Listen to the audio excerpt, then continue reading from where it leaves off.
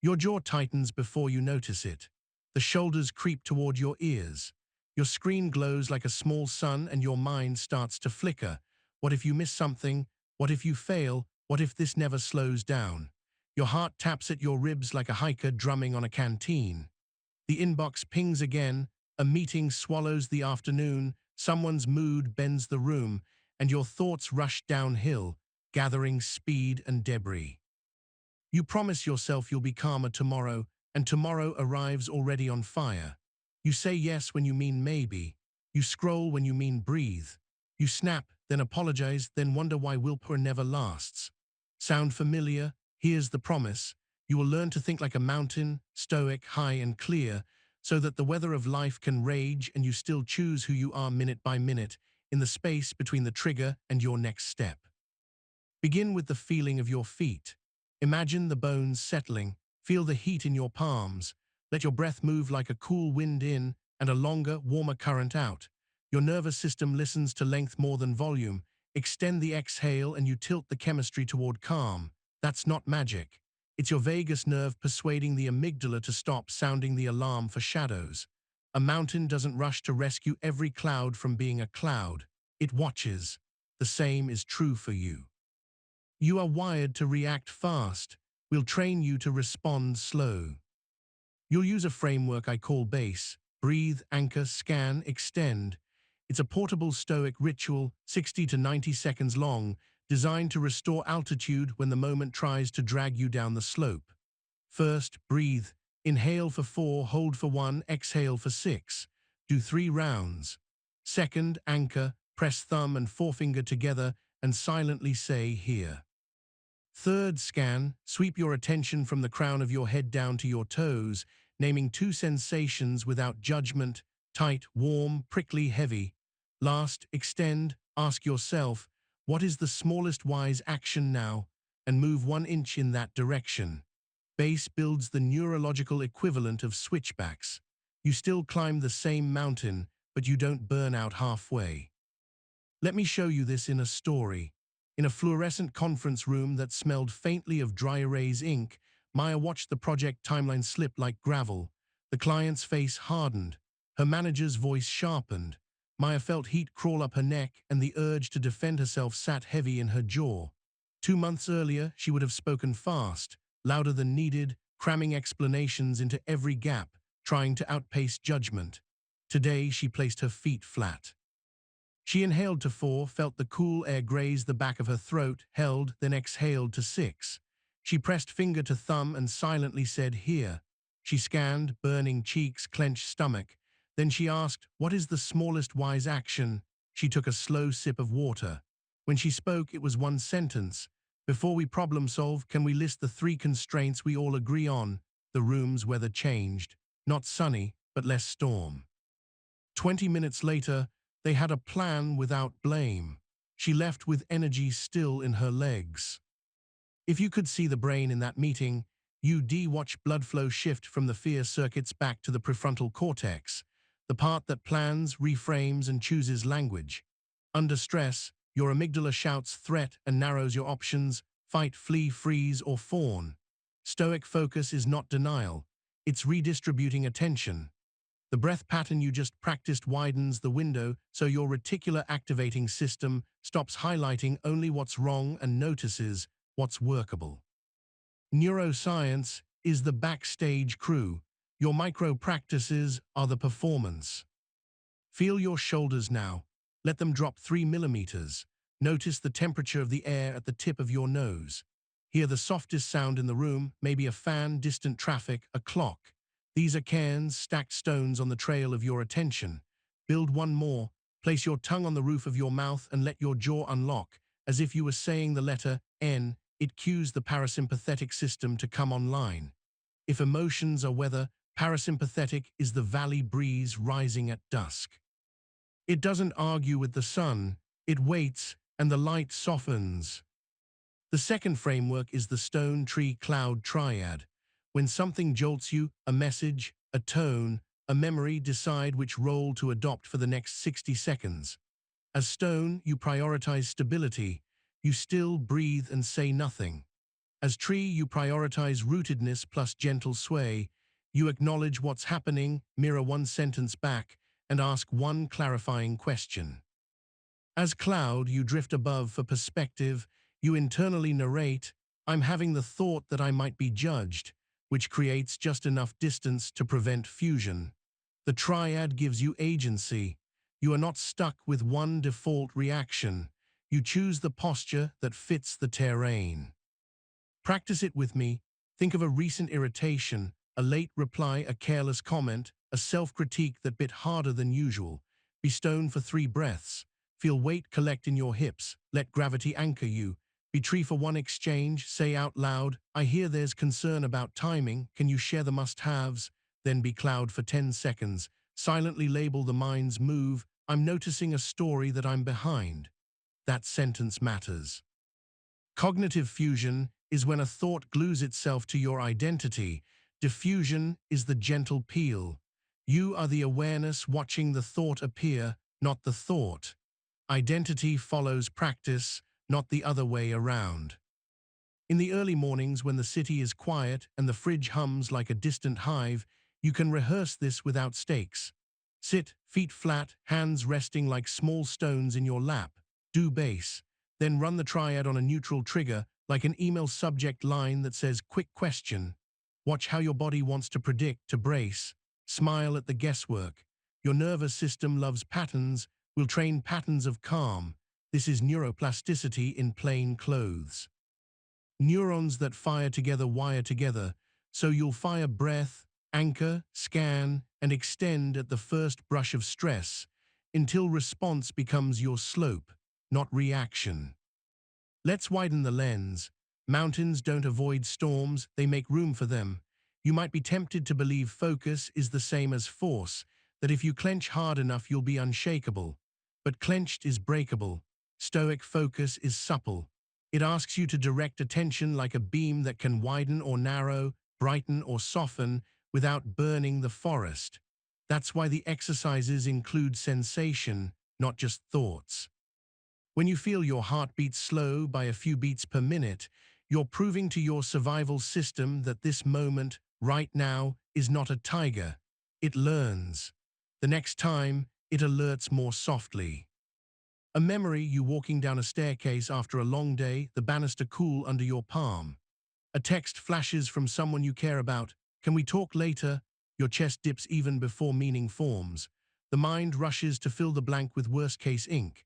In that slice of time, you apply base. Breath lengthens.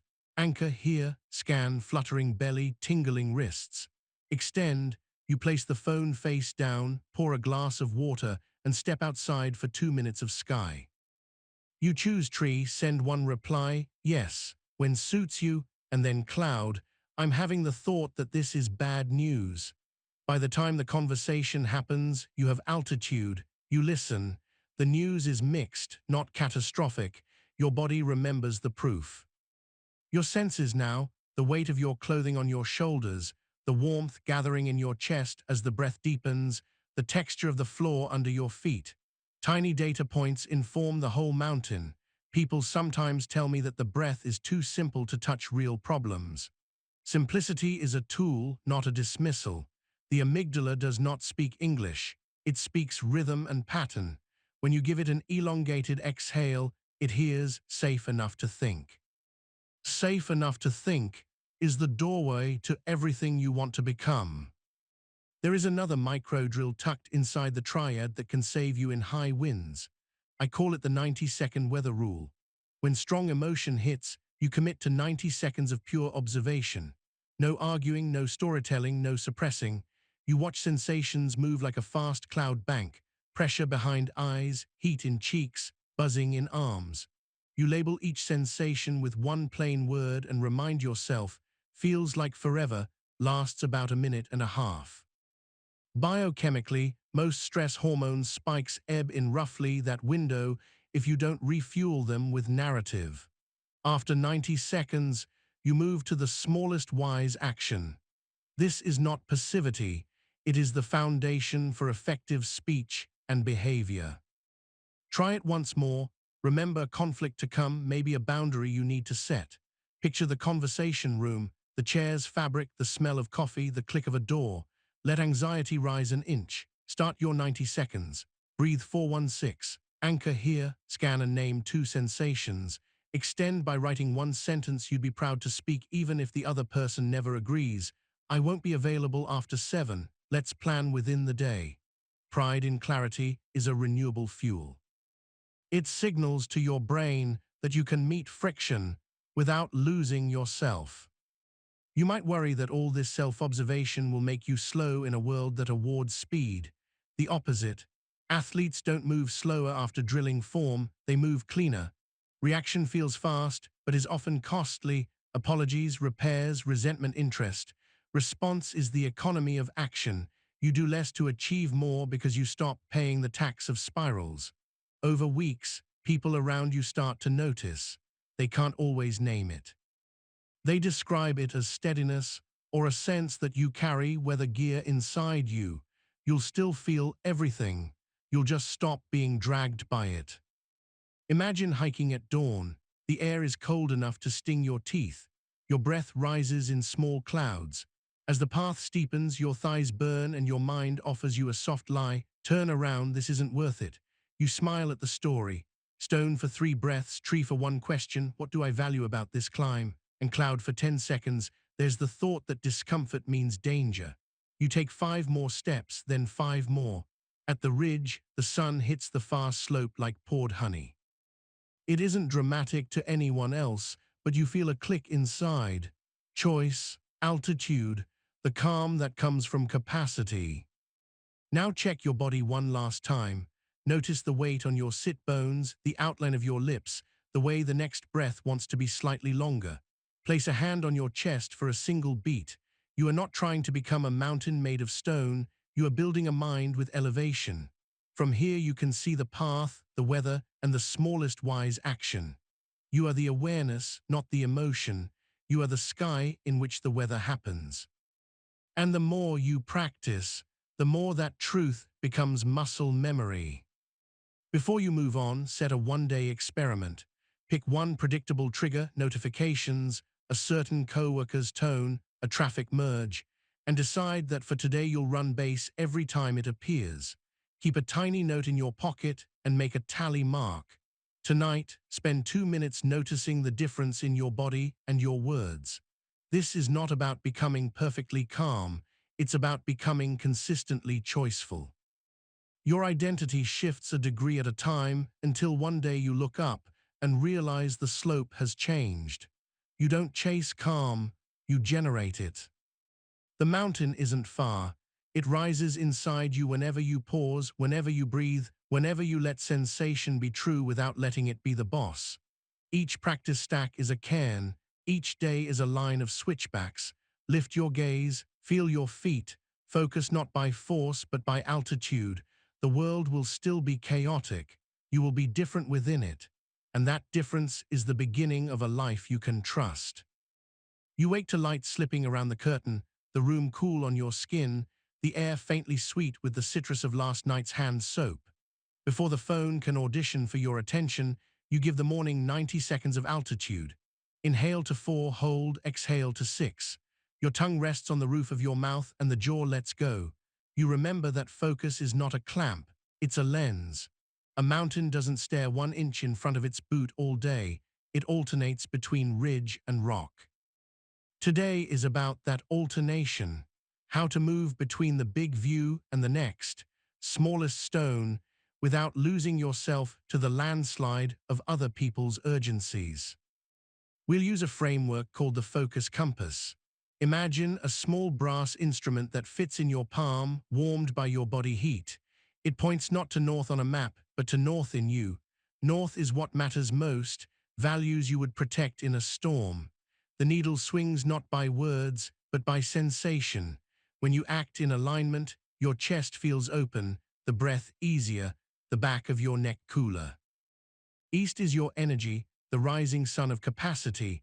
It asks whether you actually have the fuel for what you're about to promise. South is your skill, the ground you can plant on. It invites you to slow a fraction, learn, then proceed. West is others, the weather of people and systems you move within.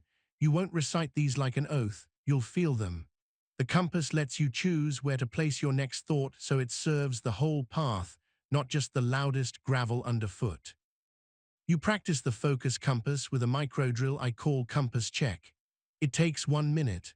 You glance at the task in front of you, feel the micro tilt of your chest as you quietly ask 4 questions in order, each followed by one breath. You ask what truly matters in this moment and wait for a wordless sense of rightness. You ask whether you have 90 minutes of clean energy or 9 and shape the task accordingly. You ask whether you need to refine a skill before starting, noticing the small resistance that signals confusion, not laziness. You ask who else is touched by this, so that your action lands cleanly in a shared world. The answers come as textures, heavier or lighter, tighter or roomier. You don't force them, you notice. A story of shape-shifting attention. Yi is a graduate student and part-time coder who loves beginnings and resents middles. He starts strong, then loses the thread when the novelty fades. In a cafe with a soft clatter of cups, he tries to edit a paper while Slack pings like small hail. His shoulders creep up. He opens another tab, then another. His mind begins to fog, the RAS, your brain's gatekeeper, accidentally tuning to threat signals, what he hasn't done, what others might think, what could go wrong. He remembers the compass. He closes his eyes. What matters? Clarity, not perfection. Energy, a flicker of hunger. He eats the banana he ignored earlier. Skill, he needs a template for the results section. He pulls one example onto the screen. Others. His advisor wants a clean draft, not a complete treatise. He sets a boundary around scope. He exhales to 6. 90 minutes later, he has a draft that isn't grand but is real. He leaves the cafe with a pleasantly heavy brain, like a muscle just used.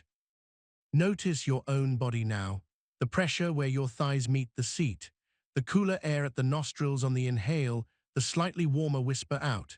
Hear the softest sound in the room. You will use sensation as your compass needle because your thinking mind is brilliant and also theatrical. Under stress, it can produce 1,000 strong arguments for avoidance. Sensation doesn't argue, it informs.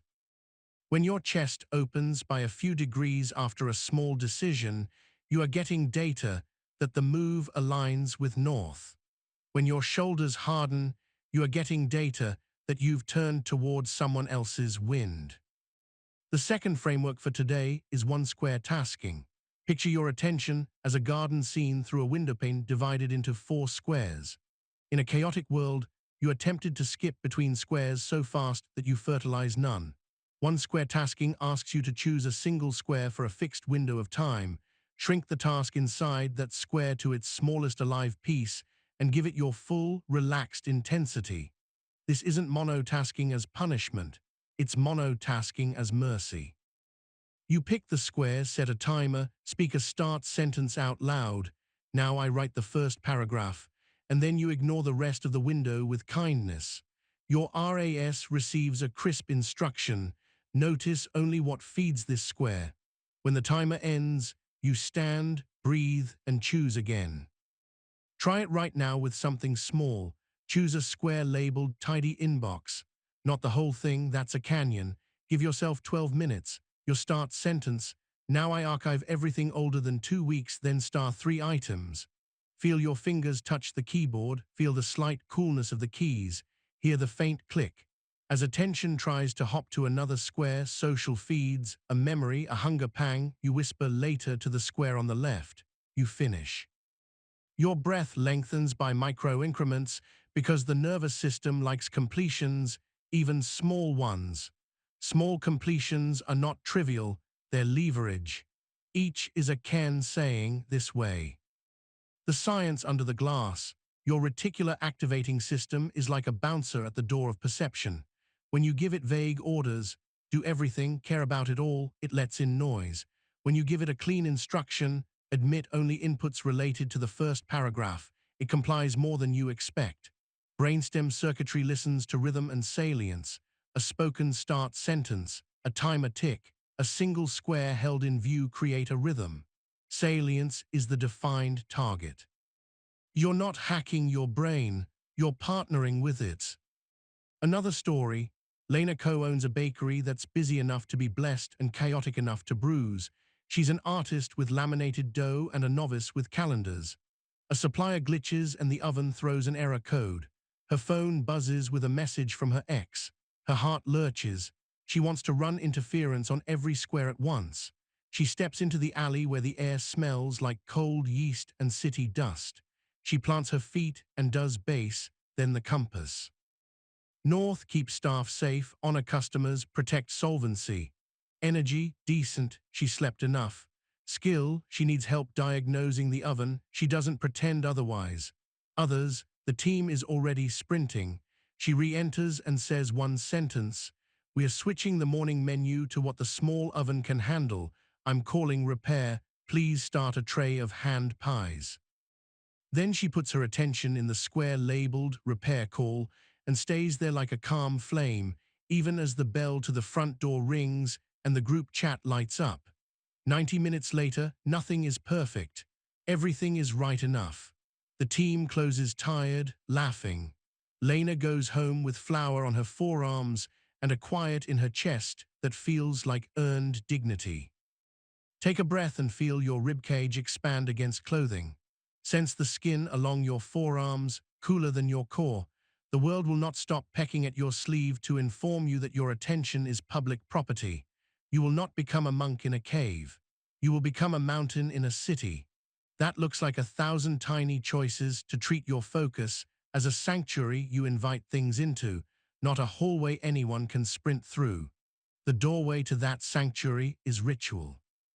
Your rituals do not need candles and Latin, they need rhythm and repeatability. A sip of water before you open a tab, a sentence spoken before you start, a breath after you finish. These are secular sacraments that teach your nervous system the difference between presence and scatter. When distress flares mid-task, you'll deploy a mini drill called RAS tuning. You notice the urge to check, to scroll, to fix someone else's weather. You pause. With your gaze soft, you quietly say, "Notice 3 things in this square."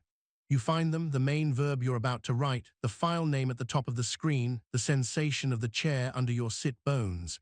Then you say, "Name one thing that can wait." You actually name it. You return.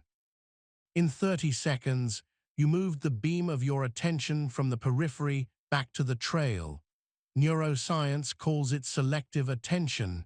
You will experience it as relief. There will be days you blow this. You'll attempt to be a mountain and instead become loose skidding under your own weight. You'll agree to meetings that have no owner, say yes to favors injected with guilt, doom scroll under a blanket of soft shame. When that happens, you do not add self-punishment to the tab. You do a recovery ritual. Stand, drink water, do 3 rounds of 4-1-6. Place one hand on your belly and feel that your body still loves being alive. Whisper, begin again. Choose one square for 12 minutes. End with one sentence you can be proud of. You are the awareness, not the misstep. Identity is upgraded by recovery more than by never failing. Feel the air around your lips.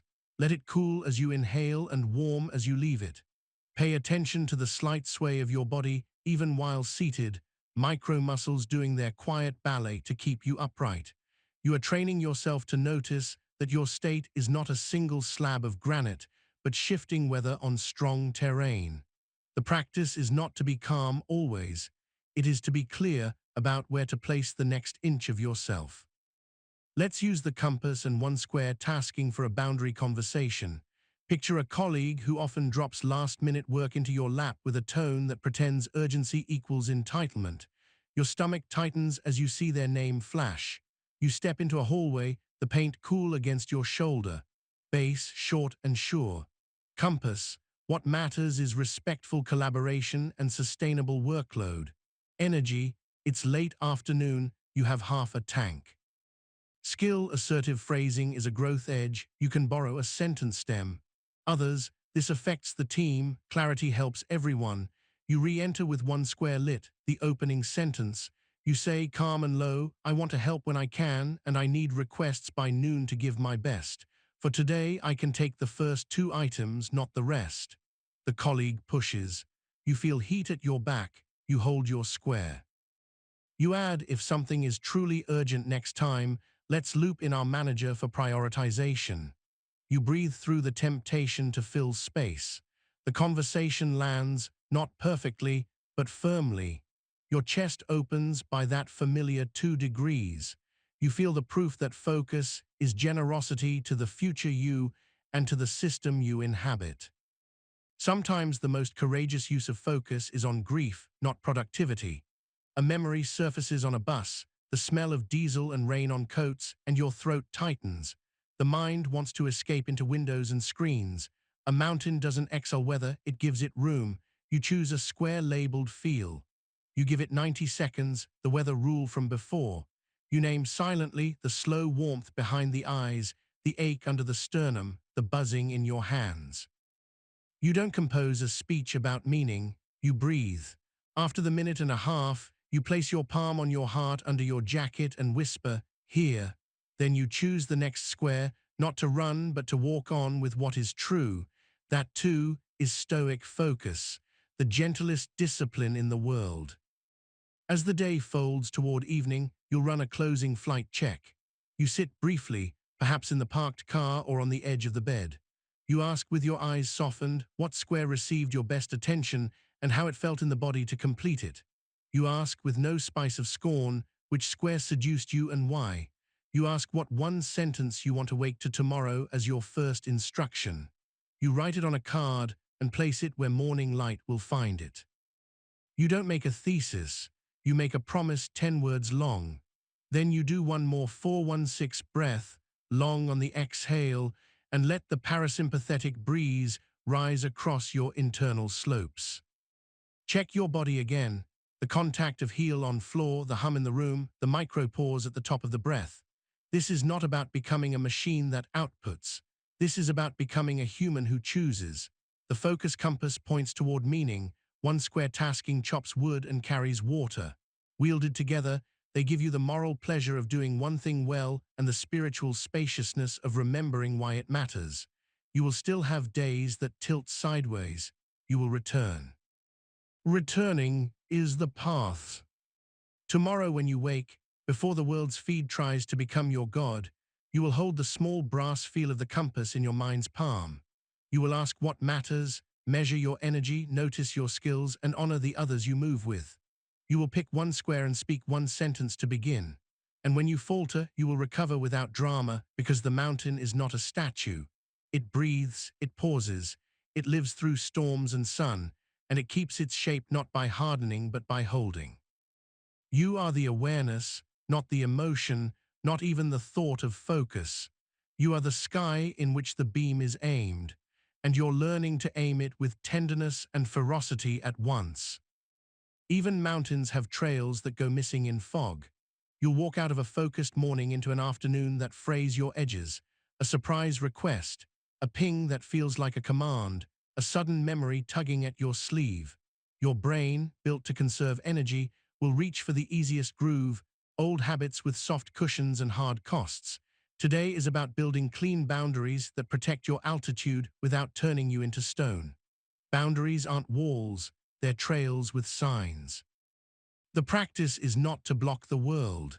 It's to guide it to the correct doorway, at the right time, in the right tone, so your nervous system doesn't live in a permanent flinch.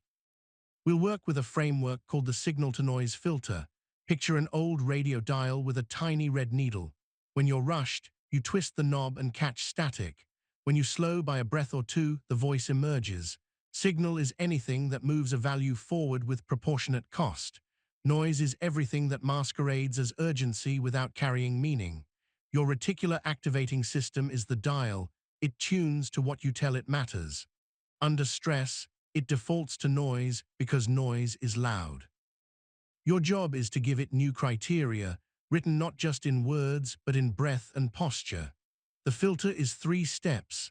Name the value at stake, score the request against it from 0 to 5 in 10 seconds, and act only on 4s and 5s now while parking the rest with dignity. Parking means you don't self-attack. You tag, timebox, and move on. Test it with your senses online. Feel the back of your chair against your shoulder blades. Notice the temperature of the air in your nose, cool in, warmer out. Bring to mind a current request that presses on you. Name the value, craft, health, love, learning, contribution. Score it. If it's a 3 or below, whisper later with care, write a single-line note, and a when, then return to your chosen square. Your amygdala will try a counterfeit, but what if they think less of you? And you'll answer with physiology, not debate. Lengthen the exhale, let the jaw slacken. The chemical signal says safe enough to choose, and choice is the true muscle you're training. The second tool is the 5-breath fence. It's simple and strong. When a boundary is challenged, you take 5 slow breaths before you reply, and you insert one sentence that honors the relationship while protecting the trail. The breath buys you a prefrontal beat. The sentence gives your mouth something wise to do when your old scripts want to run. 5 breaths are not a stall, they are an intervention. The vagus nerve, your body's brake pedal, needs rhythm to engage. 5 is a rhythm. Here's a story of a fence built without a fight. Dara is a nurse who's good at almost everything and therefore asked to do almost everything. Her phone vibrates at 6:47 p.m. with a request to cover a shift she didn't plan for. Her shoulders harden, a hot pinch blooming behind the collarbones. The old groove would say yes, then resent for 48 hours. She steps into the staff room where the refrigerator hums and the smell of coffee is thin and bitter. Breath 1, cool air sliding in. Breath 2, jaw unhooks. Breath 3, fingers press lightly into the counter's edge. Breath 4, the exhale lengthens and the sternum softens. Breath 5, the mind clears enough to see the value, sustainable care. She texts, I want to support when I can. Tonight I need rest to keep safe care tomorrow. If this becomes a pattern, let's plan earlier in the week. Her chest opens by 2 degrees. She leaves tired, not torn. The next day, she's present with a patient's trembling hand because she didn't burn her empathy the night before. Feel your own weight on the seat, the outline of your lips, the soft tick or distant hiss that lets you size the room without looking. This is sensory honesty, the antidote to social panic.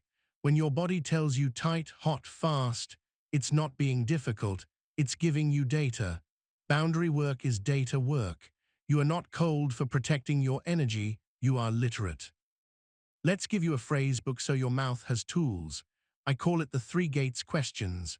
Before you say yes, your words pass through 3 gates. Is it aligned? Is it proportionate? Is it scheduled? Aligned means it advances one of your north values, not just someone else's anxiety. Proportionate means the cost matches the benefit for a human body with finite hours. Scheduled means it has a real time and place, not the vague later that dissolves into always. If an ask fails any gate, your next sentence is a boundary plus an offer within your fence. I'm a yes to strategy, not a yes to immediate turnaround. If X is essential, let's trade Y. You'll customize this voice so it fits your face. The point is structure. Here's the science in short, serviceable lines. Saying yes under cortisol is like shopping hungry. Your brain overvalues immediate relief and undervalues long-term clarity. Name, score, breathe, gate, and you move blood back to the prefrontal cortex where future you lives. Neuroplasticity will handle the rest. Each time you take 5 breaths before speaking, you wire a little more space between trigger and tongue. That space is altitude. Another story, this time in love. Tom and Rena have been circling the same argument. Weekends vanish to chores, and by Sunday night they feel like co-workers with shared bills. Saturday morning, the sink smells like metal and lemon, and Tom hears himself say, sharper than intended, can you not add another thing right now? Rena's face closes. The old path, silence, then a cold war. Tom catches the heat rise under his cheeks. 5-breath fence. He rinses his hands, the water warm then cooler as he turns the tap. 1 breath, 2. On 3, his chest softens. 4. On 5, he says, I want us to feel like us today. I'm at capacity for new tasks. Can we pick 1 hour to do chores and 1 hour to walk? The argument deflates, not from surrender but from structure. They timebox the unpleasant, then let sunlight on skin remind them why they partnered. Check your body again. The skin at your temples, the slow weight of gravity in your hips, the slight stretch along the ribs as you inhale. The mind's weather is quieter when you honor the physics of being an animal. There's nothing unspiritual about breath and bones. They are your interface with the world. You wouldn't ignore the dashboard of a car you love and then wonder why the engine seized. Sometimes you'll need a stronger structure to protect deep work or deep rest. Use the sanctuary room protocol. Imagine that inside your day you're constructing a room with a door, a lamp, and a single purpose. Before you enter, you put a sign on the door, metaphorical or literal, with a sentence the world can understand. Heads down writing 9/11. Reply after. Nap 20-min emergencies only. Workout. Back at 45. You dim the lamp, which means you remove bright, noisy stimuli. Phone in another room, 1 tab only, notifications off. You name the room's purpose out loud as you enter so your RAS gets the memo. If someone knocks, external or internal, you practice a soft refusal, not now, later with care. When you leave, you perform a closing ritual that delights your nervous system. Step outside for 60 seconds of sky, splash cool water, stretch arms overhead and breathe. Ritual brackets teach the brain that this space is sacred to a value, not a trend. A friend of mine, Priya, runs a small design studio from a desk wedged between a ficus and a window that looks onto brick. She used to accept every ping as if it were royalty at the gate. Work was a continuous partial attention stew. She began building 2 sanctuary rooms per day, one for design, one for rest. She told clients, I'm in sprints 10, 12, 2, 4, if urgent, put red in the subject. At first, her chest fluttered at the audacity, then the world adapted. Her RAS learned the taste of 2-hour stretches where shading a letter form or refining a palette felt like prayer. Rest stopped being collapse and began to be fuel. Revenue went up. So did joy, not because she hustled harder, but because the static lowered and the signal sang. You will be tempted to treat boundary work as a war with people. It is a love letter to your future. And most people, when met with clarity delivered in a warm tone, respect it more than you predict. The minority who don't were benefiting from your confusion. That's a different lesson, one you will learn without drama. The mountain doesn't chase hikers who ignore the trail. It holds. There's a micro drill you can practice in 90 seconds to strengthen your voice. I call it low and slow delivery. Stand or sit tall, chin slightly tucked to lengthen the back of the neck. Place a hand on your belly and breathe so your palm moves. Then read your boundary sentence at 80% of your usual speed and 80% of your usual volume, aiming your tone at the floor rather than the ceiling. Low tones register as grounded, not aggressive. Slow pacing gives your prefrontal cortex time to choose, not blurt. Record yourself once. You'll hear the difference between anxious speed and anchored speech. The goal is not theatrical calm, it's nervous system-informed presence. Feel the coolness at the back of your throat on the inhale, the warmth along the tongue on the exhale. Sense your feet, their broad animal intelligence. You are teaching your body that saying no is not a saber-tooth. Over time, the alarm will ring softer. Negativity bias, the brain's Velcro for bad and Teflon for good, will still exist, but you'll know how to meet it with practice. After a clean no, deliberately notice the 3 micro-benefits: the breath lengthening, the shoulders dropping, the focus returning. This is gratitude in shadow, a practice of appreciating the absence of drain as much as the presence of delight. It rewires what your RAS highlights on tomorrow's trail. Let's apply all of this to screens, the portable mountains we carry. Use a drill called the first swipe rule. The first swipe of the day determines the slope of your attention. If you swipe into other people's priorities before you touch your own values, you begin the day downhill. So you commit that your first swipe is toward a value, movement, craft, connection, learning. 10 minutes of stretching before texts. 10 lines of journaling before feeds, 1 paragraph of a draft before email. This isn't puritanical, it's proportional. Your brain wakes in a plastic state, the cocktail of sleep chemistry fading, and the day's thought patterns not yet set. Give it a North Star early and the rest of the map orients. A moment of honesty. There will be a time you're flooded, someone you love cries, a deal sours, your body hurts in a way that makes everything louder. In floods, boundaries feel like cruel jokes. That's when you use the smallest unit, 1 breath plus 1 sentence, 1 breath to tell your chemistry, not a tiger. 1 sentence to tell the world, I need 10 minutes, I'll circle back. If 10 minutes is impossible, say 1 minute. Then do the minute fully. Hands on the edge of a sink, water cold, breath long. You are not abandoning anyone. You're building the capacity to help without dissolving. As evening leans against your windows, do a boundary debrief. Close your eyes and run the day fast-forwarded. Where did you hold a fence? How did it feel in the body before, during, after? Where did you drop one? What was the cost, without shame? What sentence would you try next time? Whisper it now. Put it on the tongue so the mouth knows the shape. This is rehearsal, not reproach. Athletes visualize, so will you. The brain encodes imagined reps, especially when paired with breath and subtle muscle movement. Wiggle your fingers, soften your jaw, you're installing a new default with kindness. Check the smallest sounds again. A refrigerator, a neighbor's footfall, the wind like paper moving in another room. Sense the slow heaviness of your eyelids, even if you're not tired. They've been working all day. This is not about becoming a person who never bends. It's about bending on purpose. Flexibility without intention is collapse. Flexibility with intention is grace. When you say no cleanly, you're saying yes to the specific life you want to inhabit. Choice is oxygen for identity. Before we close, one more story that tastes like everyday heroism.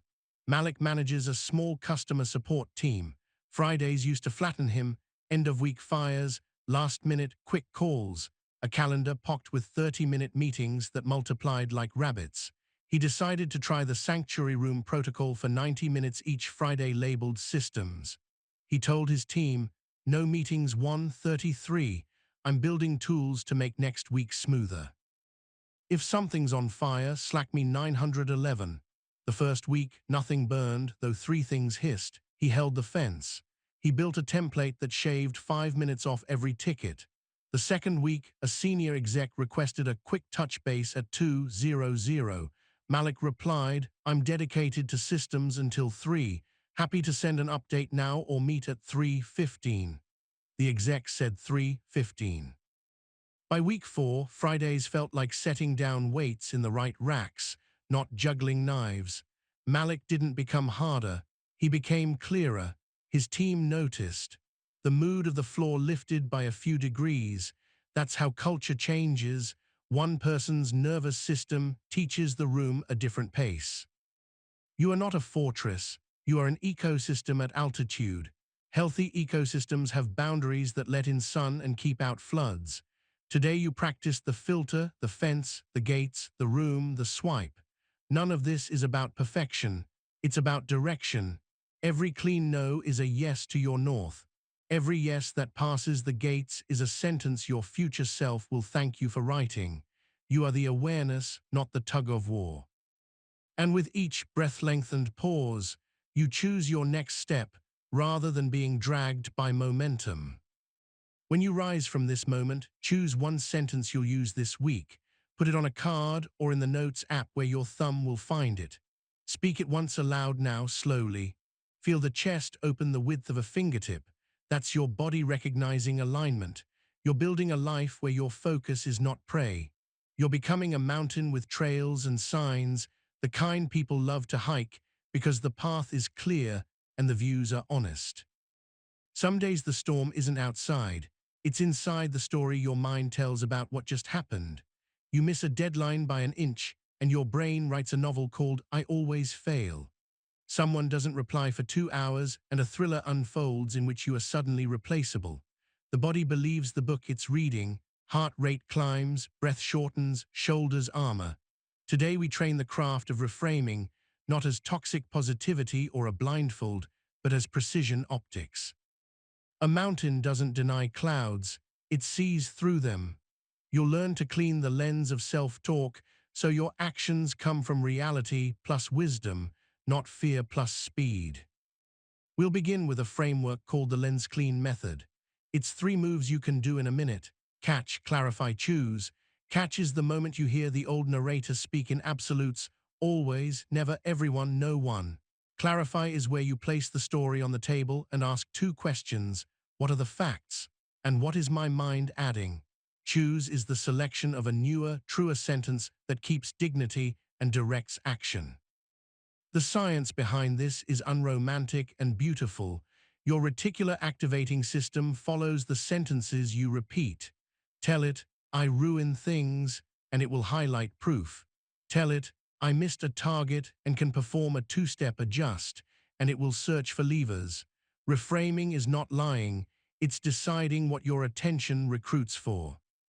Feel your body as a lie detector now.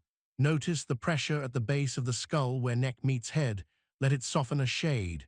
Sense the coolness of the next inhale against the back of your throat, the warm ribbon of the exhale.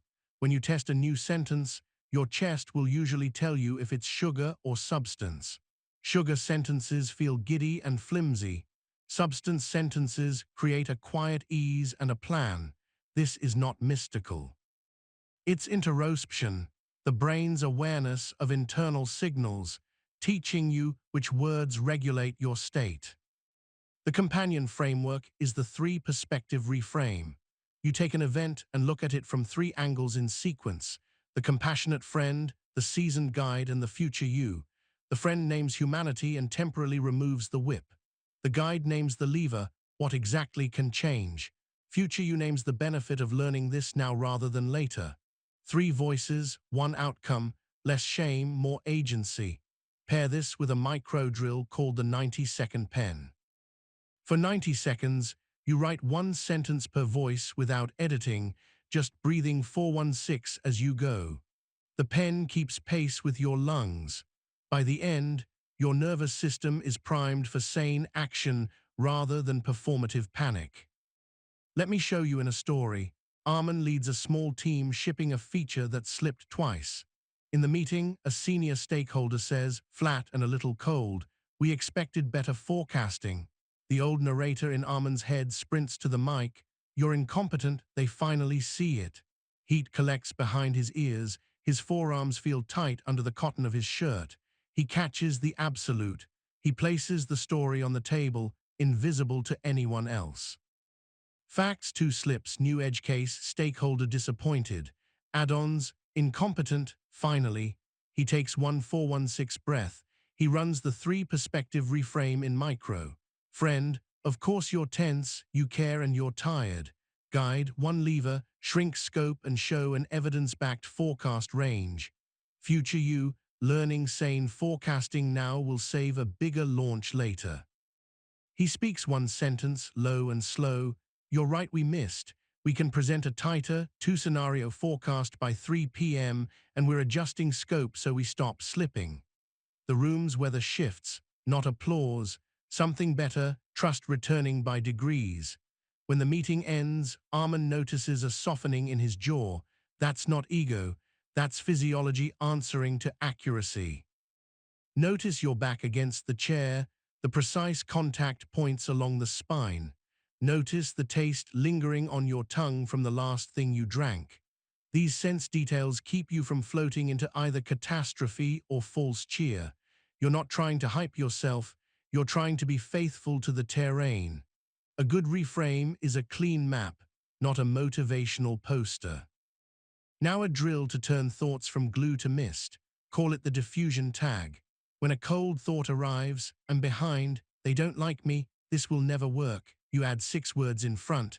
I'm having the thought that. The prefrontal cortex lights differently when you tag a thought. You move from identification to observation. The hand holding the hot coal opens a little. Your amygdala downgrades the threat enough for you to use your tools. Try it now with a sticky thought. Hear it in your head, add the tag, then feel the difference in your throat and chest. The mind won't like it at first because it prefers drama to nuance. But drama burns fuel, nuance builds paths. There's a related protocol for days when emotions slosh hard and fast. It's the emotional alchemy ladder. 5 rungs, climbed in 1 to 3 minutes, not as a ceremony but as a sequence. Name the emotion in 1 word. Locate it in the body. Breathe long on the exhale. Ask, what is this emotion trying to do for me? Choose the smallest wise action. Naming recruits language centers. Location brings interoception online. Breath engages the parasympathetic brake.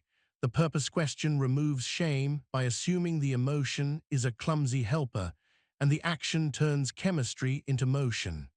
If you do nothing else today, take the ladder for a spin once. It won't make you a saint. It will make you less flammable. Story again, this time about love and the mind's favorite shadow, mind reading. Nia texts her partner a link she's proud of, a photo essay she made. He replies 3 hours later, looks cool, followed by a calendar screenshot. The narrator jumps in, he doesn't care. Her stomach tightens, palms damp. She catches the word always forming. She cleans the lens. Facts: a 3-hour delay, brief reply, calendar stress. Add-ons, doesn't care.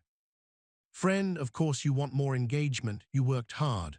Guide, ask for what you want in 1 sentence, no edge. Future you, practicing direct asks now prevents resentment later. She texts, I get we're both slammed. It would mean a lot to hear one thing you liked about the essay tonight. He replies an hour later, the light in shot 3, the way you caught the woman's smile in motion. Her chest opens that familiar 2 degrees. Not because he's perfect, but because she traded telepathy for clarity. Even if he hadn't responded well, she would have honored herself with clean speech. Feel the fabric against your shoulders, the slight itch or slip, the warmth gathering at the sternum as breath deepens. You are building a reflex. When a story spikes your chemistry, you reach for lens clean, for the ladder, for the tag. Neuroscience note, brief and useful. Cortisol and adrenaline prime your brain to remember the worst because survival loved pessimists. So you're not broken for defaulting to doom, you're ancestral. Our job is to become modern on purpose. Keep the alarm for real danger, release it for imagined exile. There's a tiny practice for mid-conversation spirals called the 2-beat reframe. It takes 2 beats of silence and a single question you ask out loud. Is there another truthful way to see this? You actually pause. You breathe once, slow. You offer the alternate truth in 10 words or fewer. For example, another truthful way to see this is that we're early. Or another truthful way to see this is that I'm learning. 10 words make the prefrontal retrieve clarity without filibusters. The tone matters, curious, not courtroom. I've watched rooms unfreeze with that 1 line because it gives permission to exit the cul-de-sac of blame. Anecdote from the field.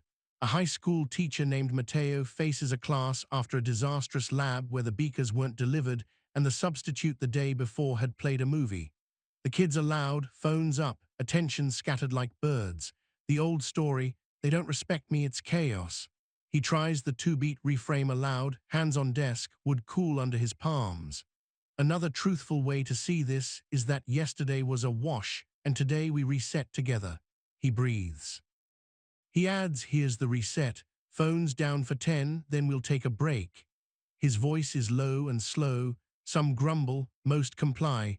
10 minutes later, they're laughing at a slime recipe that finally works. On the drive home, he notices the quiet in his forearms, that place he carries anger, that state change earned by a sentence. Check your senses again. Hear the farthest sound you can detect. Feel the weight of your tongue in your mouth, temperature on your cheeks. These are simple cues, but they anchor the mind to a body that lives in one place and one time instead of chasing ghosts. From that anchored place, we can practice a deeper reframe called the time horizon shift. Most panic comes from thinking short horizon thoughts about long horizon goals. You want a promotion, a book, a healthy relationship to food, and you judge a single day as verdict. The shift asks you to answer 2 questions. How will this matter in 10 minutes, 10 days, 10 years? You don't use it to minimize pain, you use it to proportion it. 10 minutes, the heat will drop. 10 days, you'll have iterated the system. 10 years, you'll barely recall the exact moment, but the skill of reframing will be a spine you lean on. The horizon changes the emotional weather, because the amygdala hates longer math and calms when the prefrontal paints a wider map. There is a caution here. Reframes can be misused to bypass accountability or to gloss over harm. You will not do that. You'll pair reframing with repair when needed. The repair sentence is plain and powerful. I see what I did and the impact it had. Here's how I'm amending it. No excuses, no flogging. Then you reframe to guide the next step. This mistake just bought me a better system. Compassion without accountability is mush. Accountability without compassion is cruelty. You'll practice the braid. A small nighttime ritual can install these tools while you sleep. It's called story tuck-in.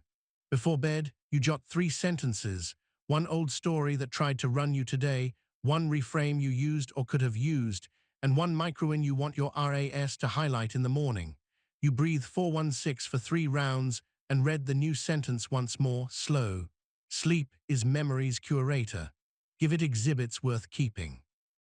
Your brain will consolidate the association. Trigger, reframe, right arrow, relief, right arrow, action. Tomorrow, the slope is a little kinder. Here's a quieter story, almost nothing, which is why it matters. Anna is in a grocery line under humming lights. The card reader glitches, the person behind her sighs loud enough to sting. Anna's narrator, you're holding everyone up.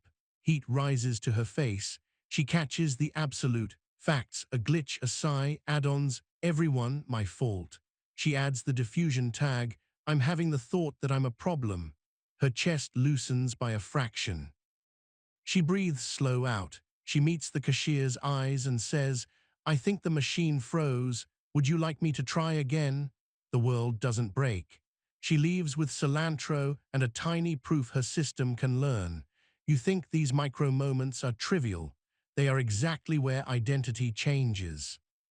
Feel your ribs expand again. Notice the micro pause at the top of the breath. Let your shoulders drop a millimeter. We're nearing the end of today's climb. One more tool to put in your pack, the language lever. Replace have to with choose to or get to when true, and with woe when boundaries are needed.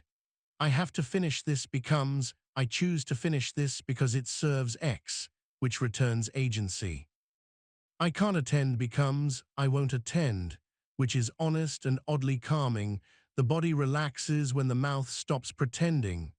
Language shifts posture, posture shifts chemistry, chemistry shifts behavior.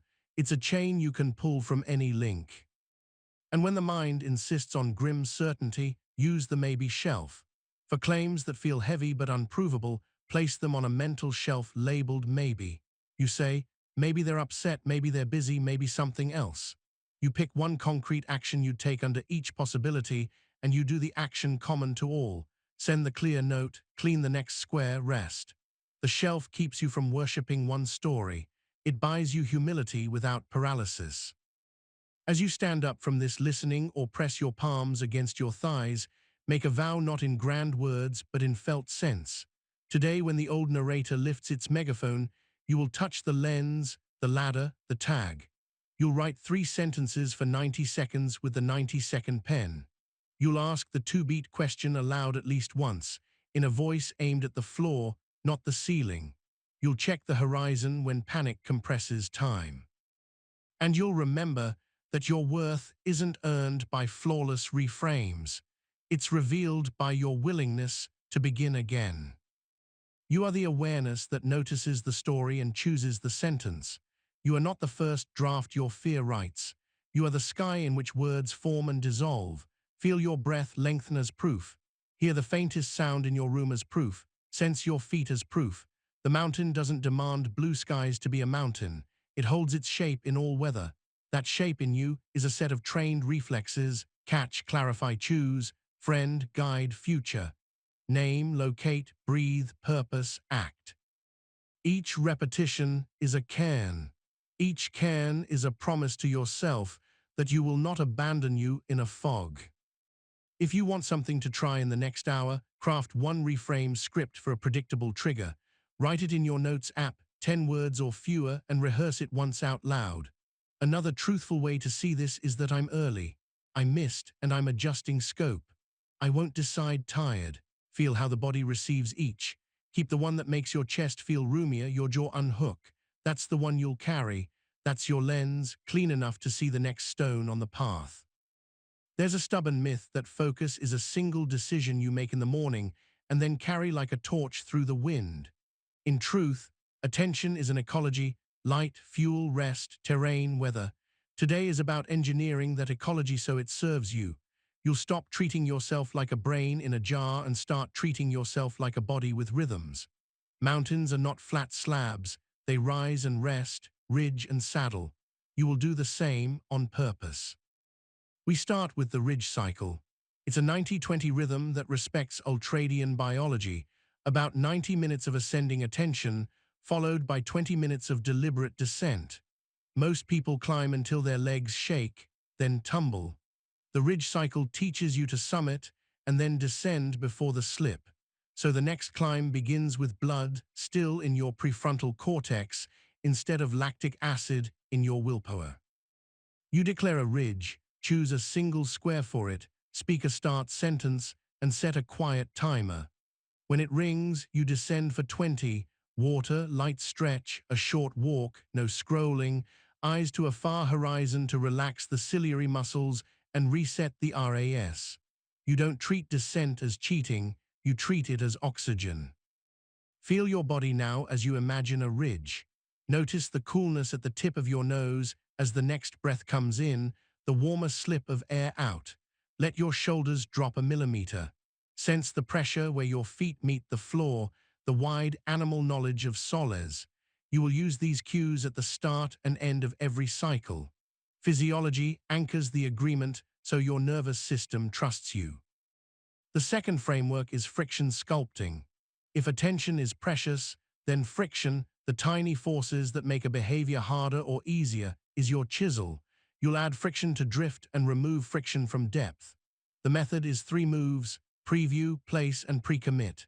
Preview means you picture the first 10 seconds of the next ridge with cinematographer detail, where your hands are, which file opens, which sentence you'll speak. Place means you stage the environment so doing the right thing is downhill. Document open, water poured, phone in a different room, chair turned toward the work. Pre-commit means you tell a future constraint to hold you, calendar block with a label that makes your values visible, or a friend expecting a 2-line check-in at the ridge's end. This isn't self-bullying. It's self-parenting with kindness. A story of ridges and friction. Carlos is a product manager who used to treat afternoons like a battlefield. By 2 p.m., he would be mentally rubber-legged, doom scroll for 30 minutes, then hate himself for wasting the day. He tried the ridge cycle for 1 week. At 1:30, he shut the door, placed his phone inside a ceramic bowl in the kitchen. The sound of ceramic is distinct enough to cue memory, and put his laptop on full screen with 1 spec dock. He previewed the first 10 seconds, hands on keys, sentence spoken. Now I refine acceptance criteria for section 2. He climbed for 90. When the timer chimed, instead of cashing out to feeds, he stood, sipped water cold enough to feel it travel down his chest, looked out a window at a tree, then walked 1 block. His eyes focused far, then near, then far again.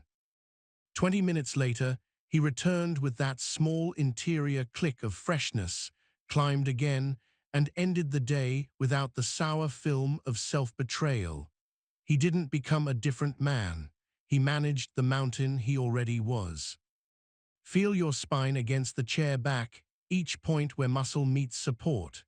Notice the faintest sound in the room, a vent, a distant voice, the hum of electricity.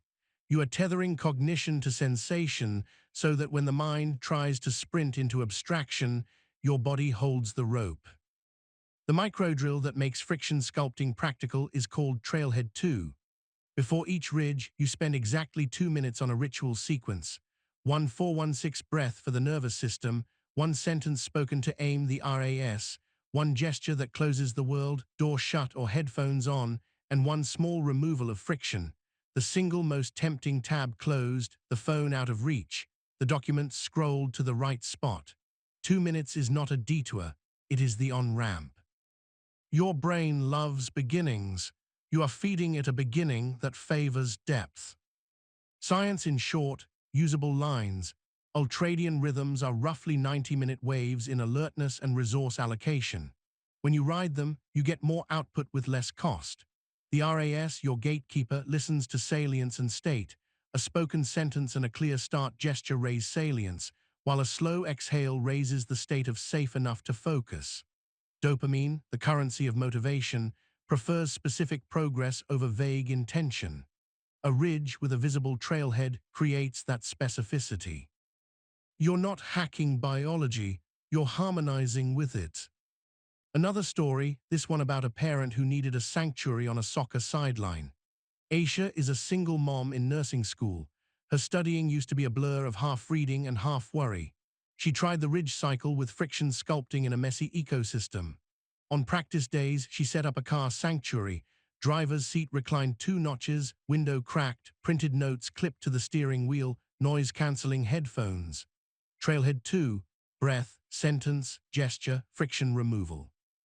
She told her son, "I'm in ridges, tap me only if you blade or the coach calls my name." He laughed, he learned, he honored her fence. She studied for 85 minutes with calm intensity, then descended, shoes off on the grass, face to the late sun, water, 2 texts to friends she loved. She passed the farm exam not because she added hours, but because she added altitude inside the same hours. On the night results posted, she sat on the edge of her bed and cried the kind of quiet tears that taste like earned rest. Notice the temperature along your cheeks now, maybe a degree cooler than your chest. Feel the weight of your clothing on your shoulders. Let your jaw unhook, tongue resting lightly on the roof of the mouth. You are teaching your nervous system what the entrance to depth feels like so it can find it faster. There's a companion to friction sculpting called the dopamine budget. You do not deprive yourself of pleasure, you sequence it so it funds focus instead of drowning it. The budget has 2 rules: savor after summits, sample during descents. After a ridge, you take a deliberate bite of something you enjoy, the first sip of coffee you saved, a song you love, 5 minutes of a favorite book. During the descent, you keep pleasures light and time-bound. You never spike dopamine right before a climb. Novelty before focus tells your brain that the ridge is a lesser source of reward. Reward follows effort, so your brain learns to associate the climb with satisfaction. Over days, the ridge itself becomes the treat. You'll encounter the modern saboteur, the rectangle that lives in your pocket. You'll use a drill called the phone box, not a metaphor, a literal box or bowl, ideally in another room. During ridges, the phone lives there face down on airplane mode, or at minimum do not disturb with a whitelist for true emergencies. If that sounds extreme, great. Extreme is sometimes what a nervous system trained by slot machines needs to return to baseline. The amygdala calms when uncertainty decreases. A phone in another room creates fewer micro-uncertainties than a phone face down within reach, because reachability keeps your midbrain patrolling. Give your animal a break. A brief scene, you late morning, light slanting across your desk like a soft blade. Your hands warm from a mug. You speak low, "Now I draft the intro." The room smells faintly of paper and soap. You climb. 20 minutes in, a phantom urge flickers. Check, check, check. You feel it in the hands as a restless heat. You do not argue. You soften your gaze, breathe long, and say, "Later with care." The urge dissolves like sugar in tea. You keep placing words like stones. 40 minutes later, your chest is open. 90 minutes later, the bell chimes. You stand, stretch arms overhead until your ribs bloom, sip cool water, and step outside to let your eyes drink distance. This is not a productivity trick. It's nervous system hygiene. There will be days your ridge is grief-shaped or pain-shaped. On those days, you run a different cycle, the 45-10 gentle ridge. 45 minutes of effort, 10 minutes of softness, repeated until you meet your minimum viable progress. Your minimum is not a cop-out, it is the floor that keeps you moving in months where ambition would snap. The gentle ridge pairs with a micro-ritual called soft start. One paragraph of reading something beautiful out loud to warm the voice and the mind. The first page of a favorite novel, a paragraph of an essay, the label on a tea tin if that's all you have. The voice vibrates the vagus nerve. The beauty reminds your RAS that the world is more than tasks. Feel your hands now, the tingling at fingertips if you've been still. Rub thumb and forefinger together and notice the whirls of your skin. That tiny friction is a cue back to the present. The body is not a distraction from the mind. It is the mind's terrain. Let's talk light and fuel. Your retina is not just for images, it's a timekeeper. Morning light, 10 minutes outdoors if you can, even under clouds, tells your hypothalamus to set the day's hormone cascade in your favor, cortisol early, melatonin later. Afternoon light at distance relaxes the focusing apparatus that screens overtax. Pair light with salt, water, and protein before heavy cognitive climbs. This is not diet culture, it's chemistry. Glucose crashes mimic worry. Hydration mistakes feel like confusion. One pinch of salt in your water on long ridges can keep the system honest. The mountain is a body, respect its weather. An anecdote about recovery. May is a litigation associate who prides herself on endurance the way a distance runner does. She used to brag about 5-hour blocks as if they proved something spiritual. Then the billable hours began to smear into numbness. She tried the ridge cycle with real descents. She set a simple rule: descend outside whenever possible. She walked the block, felt wind on her face, listened for the farthest sound, a siren, a pigeon's wing, a construction thud. Her work didn't shrink, her reactivity did. In a deposition where a question came barbed with implication, she felt the old heat rise. She slowed her voice to 80% and asked for the question to be repeated. Then she asked the 2-beat reframe question aloud. Is there another truthful way to see this? The court reporter looked up, surprised. The witness answered more carefully. On the subway home, May leaned her head against cool glass and realized she was not proud of how much she could endure anymore. She was proud of how intelligently she could recover. Identity shifted by a degree, and degrees become landscapes. You'll add one more drill, the evening ridge. Not work, wind down. 30 minutes that protect sleep architecture so tomorrow's mountain isn't built on sand. The evening ridge has 3 steps. Low light, low words, low screens. Low light means lamps and warm tones to cue melatonin. Low words means stop inputting complex language, no arguments, no dense articles, so your language centers can cool. Low screens means your eyes and midbrain meet less novelty. You substitute with simple pleasures, folding laundry with a podcast that calms, stretching on the floor, writing a few sentences with the 90-second pen to tuck in your story. Sleep is not laziness. It is synaptic housekeeping and emotional composting. The brain prunes and solidifies what you practiced. If you practiced ridges, it keeps the trails. Check again the weight of your head on your neck, the small sway your body performs even while seated, the way the next exhale wants to lengthen if you let it. The more you notice, the more the animal trusts you. Trusted animals go farther. There's a saboteur thought you'll meet on day 3 of any new rhythm. This is fragile, 1 miss means I'm back at 0. That's not true, you're building switchbacks, not a tightrope. Miss a ridge, begin the next. Crash into your phone, put it in the box and call it a descent, not a defeat. You are not counting unbroken streaks, you are accumulating practiced returns. The nervous system learns the return faster than it learns perfection, because the return is the move you actually repeat most. That's good news. You win by coming back. A small story of return. In the middle of a long afternoon, your mind fogs. You click a bright square and 20 minutes disappear into nothing you value. Shame prickles at your scalp, you catch it. You breathe 416 once, you say begin again. You stand, take 10 steps, sip water, and perform Trailhead 2, the next 90 minutes flow. At the end, you write one line, I returned at 2:40. That line is gold. It tells your RAS, this is who we are.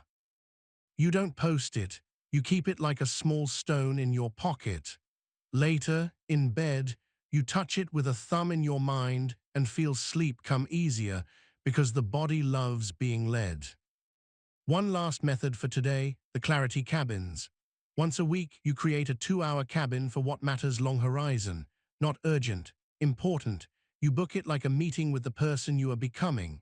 You enter with ritual, light, breath, sentence, and you ask, what moves the real needle?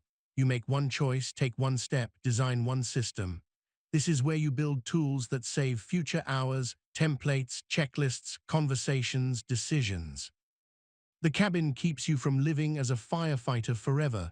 Firefighters are heroes. Architects build lives with fewer fires. Sense your breath once more, the cool kiss in, the warm ribbon out. Hear a sound you hadn't noticed. Feel your feet and how the floor holds you without asking anything back. You are not a creature of random willpower bursts. You are a rhythm animal with a human mind. When you live like that, shame loosens its grip and capacity grows. You will finish this chapter and try one ridge today, not tomorrow. You will choose a single square, walk through Trailhead 2 and climb. You will descend like a professional, water, light, distance. You will place your phone in a box and retrieve it only to send someone you love a note of gratitude, then return it to dark. You will schedule one clarity cabin on your calendar with a name that makes you smile. And when you falter, you will remember the truth that has followed you since part 1. You are the awareness, not the emotion, not the urge, not the drift. You are the sky that watches the weather and chooses the next safe step up the slope. This is not about becoming superhuman. It's about becoming sanely, steadily human in a world that profits from your flicker. The mountain doesn't envy the lightning, it respects it and grounds it. You will do the same with your attention. Ridge and saddle, effort and ease. Focus that feels like a quiet flame. Recovery that feels like coming home. There's a kind of tired that sleep can't touch. The fatigue that comes from pretending. You smile past your limit, nod through misalignment, soften your words until they don't carry your meaning. You leave meetings buzzing with unsaid sentences like bees trapped behind your teeth. Later, under the shower's hiss or the street lamp's hum, you replay the scene and your chest tightens with the weight of what you edited out. Today is about courageous clarity, saying the right thing at the right depth, with the right nervous system support. A mountain is honest with its weather, so are you. Truth spoken with steadiness is not sharp, it's clean. We'll work with a framework called the integrity loop. It has 4 turns you'll cycle through quickly when stakes rise. Notice, name, negotiate, nail. Notice is the internal signal, heat in the cheeks, breath shortening, a tiny flinch behind the sternum, that tells you value and reality are drifting apart. Name is where you turn sensation into one accurate sentence that begins with I negotiate is the bridge, one open question or one clear trade that honors both sides. Nail is the close, summarize the agreement in a slow sentence so your nervous system can stand down. The loop is how you stop collecting micro-betrayals that calcify into resentment. Your brain loves closure. You'll give it closure without burning the bridge you're crossing. Feel your body now. Notice the temperature along your cheeks, a degree cooler than the air at your throat. Sense the chair's pressure under your sit bones. Let your jaw unhook so the tongue can rest on the roof of your mouth. Those tiny adjustments are not decoration, they are prerequisites. The amygdala guesses danger when your jaw clamps, your shoulders rise, your breath goes high and fast. The loop pairs language with physiology so the message lands. The second framework is the truth sandwich. It's 3 layers you speak in order when delivering a hard thing. Start with shared reality or shared care, deliver the precise truth in one breath-length sentence, and end with the smallest wise next step that keeps dignity alive. Start. We both want this to succeed. or I care about our working rhythm. Truth, the single clean sentence you've been avoiding. Next step, the micro-action within reach. The sandwich is not manipulation. It is container making for both nervous systems in the room. The prefrontal cortex loves sequence, and sequence lowers heat. A story from a gleaming office where the air smells faintly of citrus cleaner.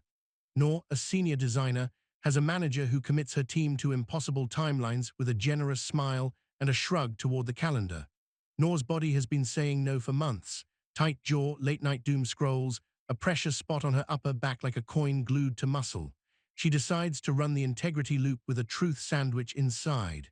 Notice the coin of tension when the new deadline slides across the table.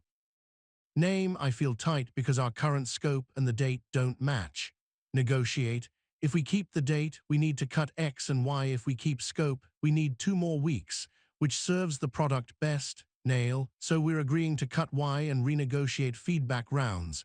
Her voice is low and slow. She begins with care, we both want this to shine. She states truth, this plan breaks the team. She ends with the next step.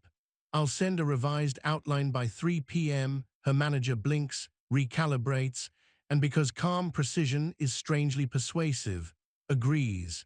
Nor walks back to her desk and feels a warm release between her shoulder blades.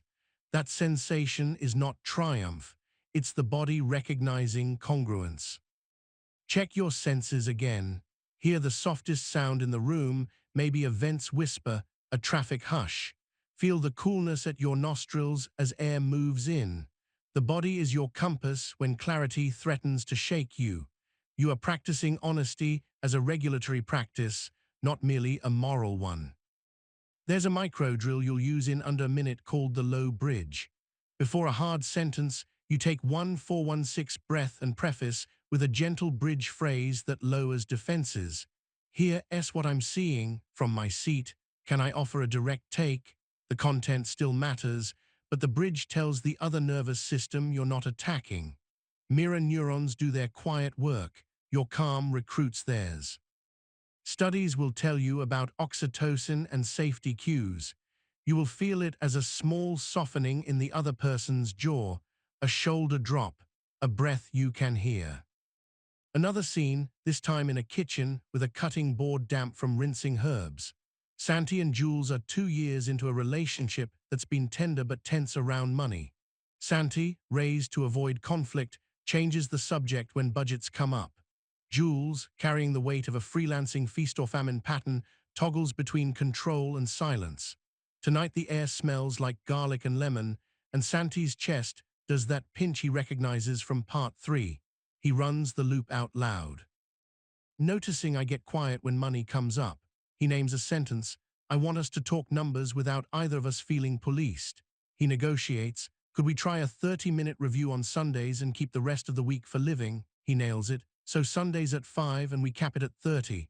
Truth sandwich framing wraps it, I love how we share life, we're wobbly here, let's anchor with a short weekly check. Jules exhales hard, then laughs with relief. Their bodies unclench. The conversation becomes a planning session, not a trial. They eat warm pasta with hands that aren't braced. That is nervous system-aware honesty altering love's weather. There is a fear that clarity will cost you belonging. It sometimes will, but more often, it clarifies who actually belongs in your ecosystem. Your reticular activating system will try to predict exile because it was trained by middle school and 1,000 early rooms where compliance equaled safety. Today you teach it adult math. You can be kind and direct. You can protect warmth and truth at once. Your identity shifts from appeaser or exploder to steward of shared reality. Feel your forearms, the way the skin registers air moving over tiny hairs. Notice the weight of your clothing on your shoulders. These are anchors you'll touch before any high-stakes line, so your mouth doesn't outpace your mind. You are practicing coherence, the same value expressed in thought, word, and action. Coherence is quiet power. It reads as leadership in rooms that need one steady nervous system to calibrate around. Here's the science bridge, short and useful.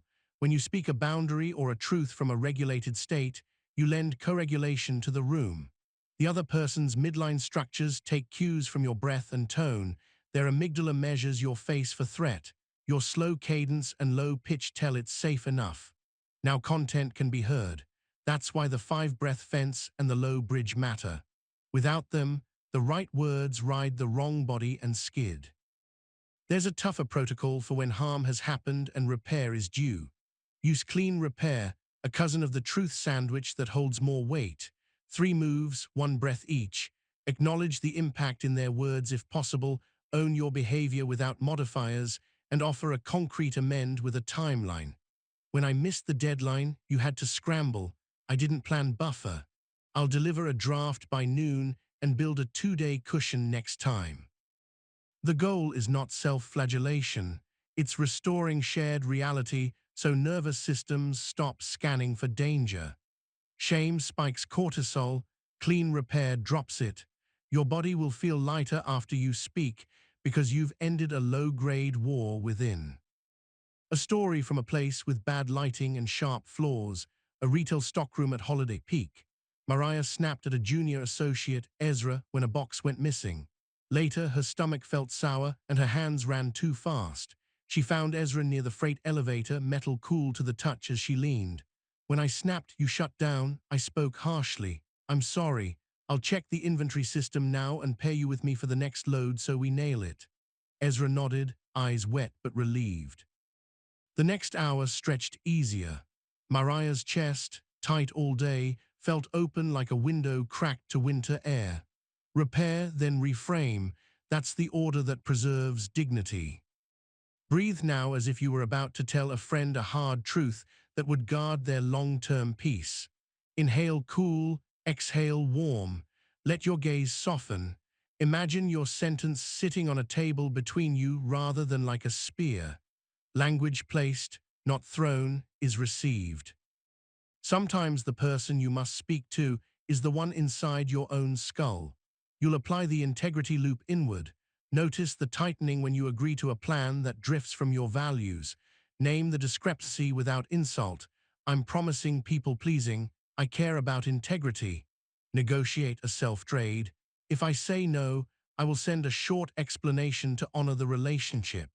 Nail the agreement by writing and sending the sentence.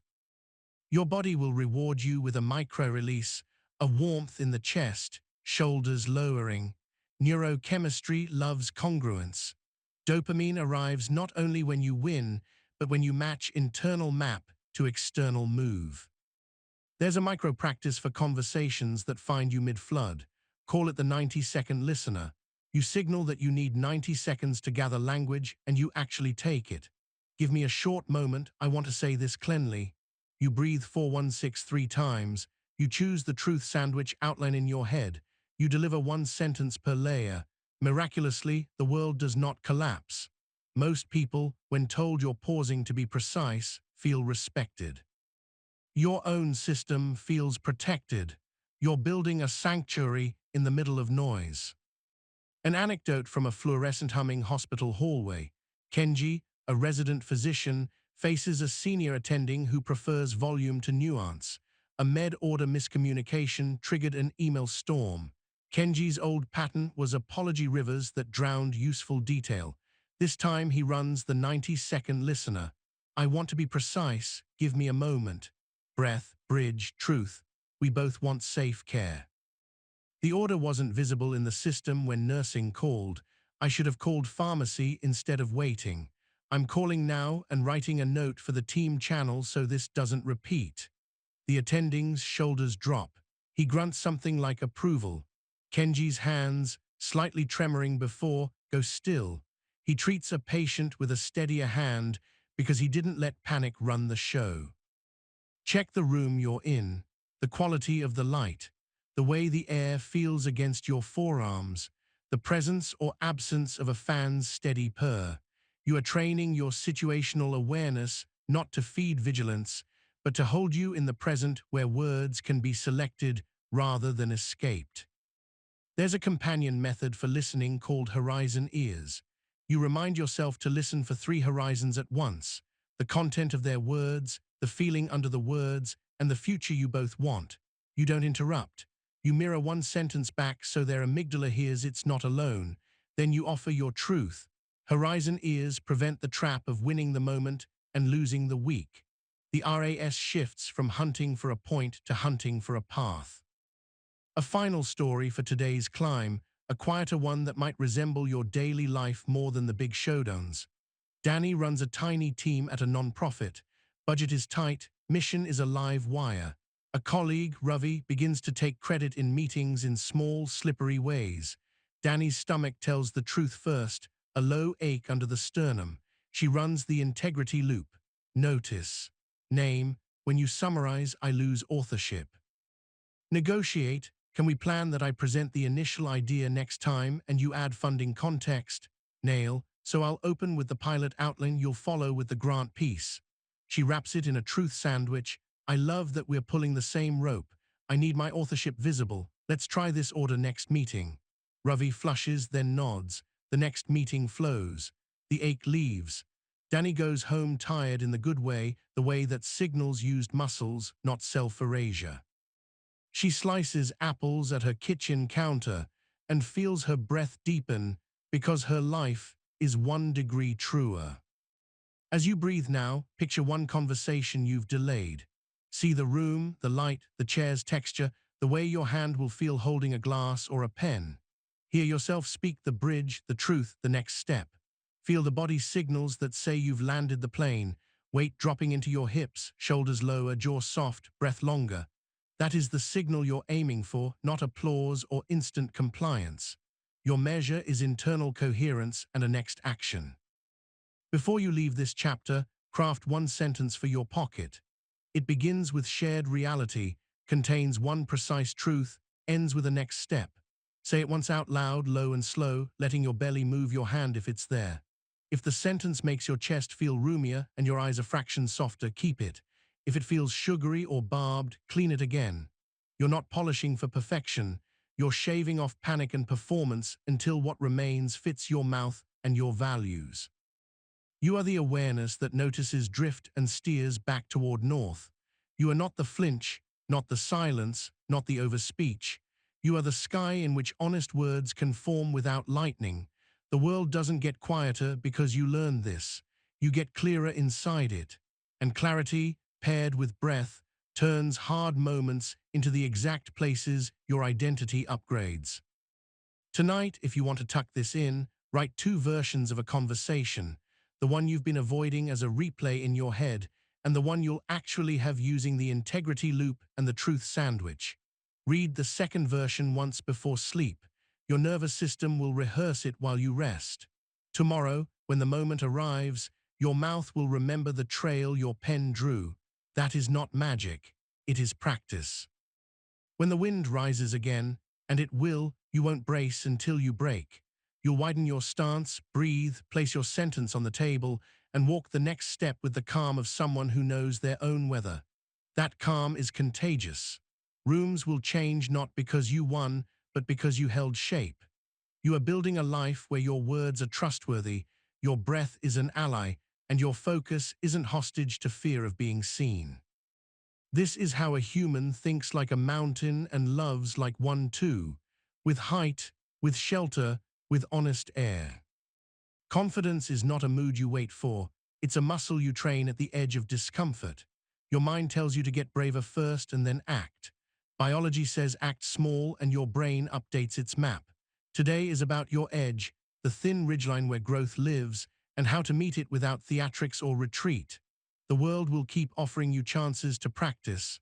A room where you feel junior, a blank page that looks larger than your skills, a conversation where your throat tightens.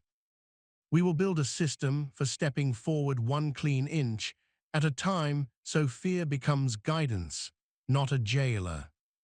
You'll start with a framework called the edge dial. Picture a round dial on your chest with numbers from 1 to 10. At 1, you're under-challenged, bored, scrolling to feel alive. At 10, your amygdala is driving, palms damp, thoughts fragmenting. Between 4 and 7 is the growth band, enough arousal to be awake, not so much to be flooded. Your job is to sense where the dial sits and move it one click at a time toward that band. If you're at 2, add a pinch of pressure, a timer, a witness, a public commitment. If you're at 9, subtract heat, breath, smaller scope, safer practice. This is arousal regulation, not perfectionism. You're finding the altitude where your prefrontal can still choose. Feel your present dial. Notice the temperature of air at your nostrils, the weight of your clothing on your shoulders, the tone in your jaw.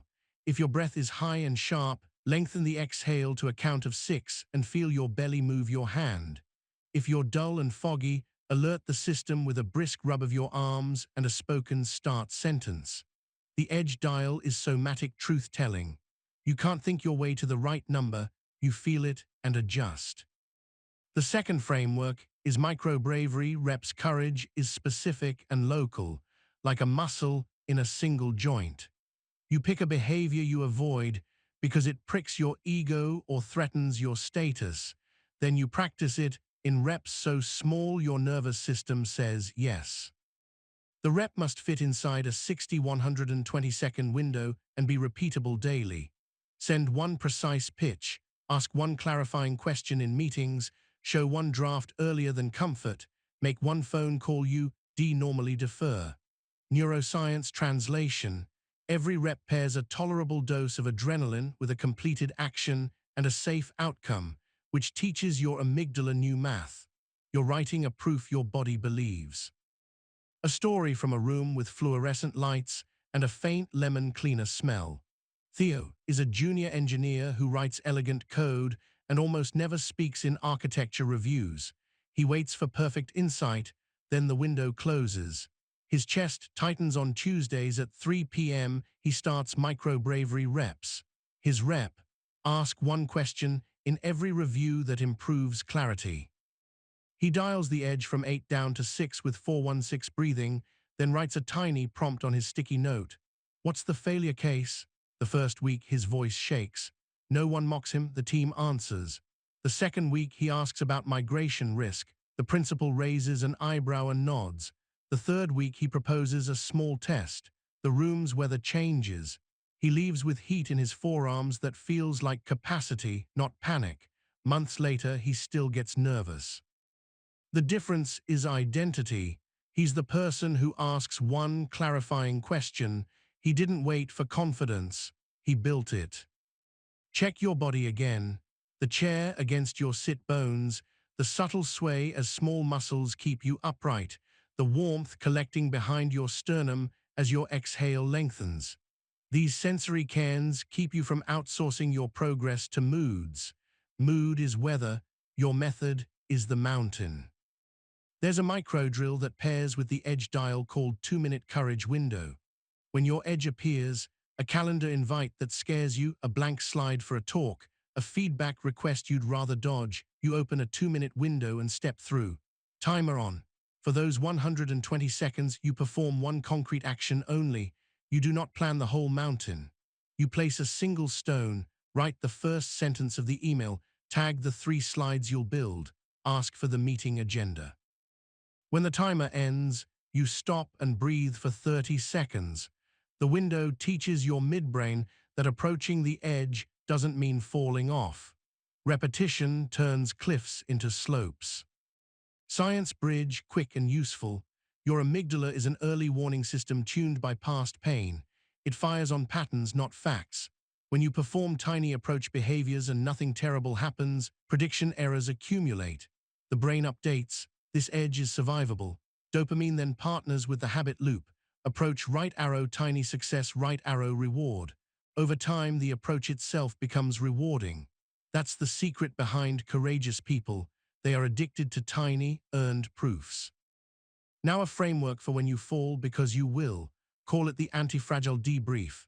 It's a 2-minute post-miss ritual that turns failure into training data. You ask 3 questions on one page. What did I attempt? What happened in body and behavior? What will I try differently for 1 inch of improvement? You speak it aloud or jot it down. You do not write an essay of shame. You keep it tight. Shame is sticky because it's vague. Specificity frees you. Then you perform 1 rep inside 24 hours to prevent avoidance crust. from forming over the edge. A brief story of a misbecoming muscle. Mara pitched a partnership to a brand she admired. The call went flat, she talked fast, she left with sweat at her temples and a hard knot under her ribs. For 2 hours she considered never trying again, then she ran the debrief. Attempt, pitched the beta program. Body, jaw tight, breath high, speed escalated at minute 3. Next inch, write the one-line value and ask one question before any description. She scheduled a 2-minute courage window the next morning and sent a micro-pitch to a smaller target. It landed, not all at once, enough to keep training. Months later, she returned to the original brand with a cleaner ask and a calmer voice. This time, the partnership clicked, not because the stars aligned, but because she collected data instead of curses. Feel the air against your forearms. Listen for the farthest sound, a car door, a bird, a distant elevator. Your awareness widens and your chemistry settles. From here, practice another method, the reverse highlight reel. Your mind compiles low-light montages with perfect recall. You will deliberately remember past edges you crossed well. Close your eyes and run 3 short scenes. The first time you said no cleanly, the day you shipped something early, a conversation where you breathed and told the truth. Savor the body's sensations from those days, the lightness in your cheeks, the weight dropping in your hips, the breath that came easier after. You are telling your RAS to store a different film where you are competent and alive at the edge. That film becomes ammunition when fear argues. There is a subtle saboteur called fake readiness. It whispers that you need one more course, one more book, one more week.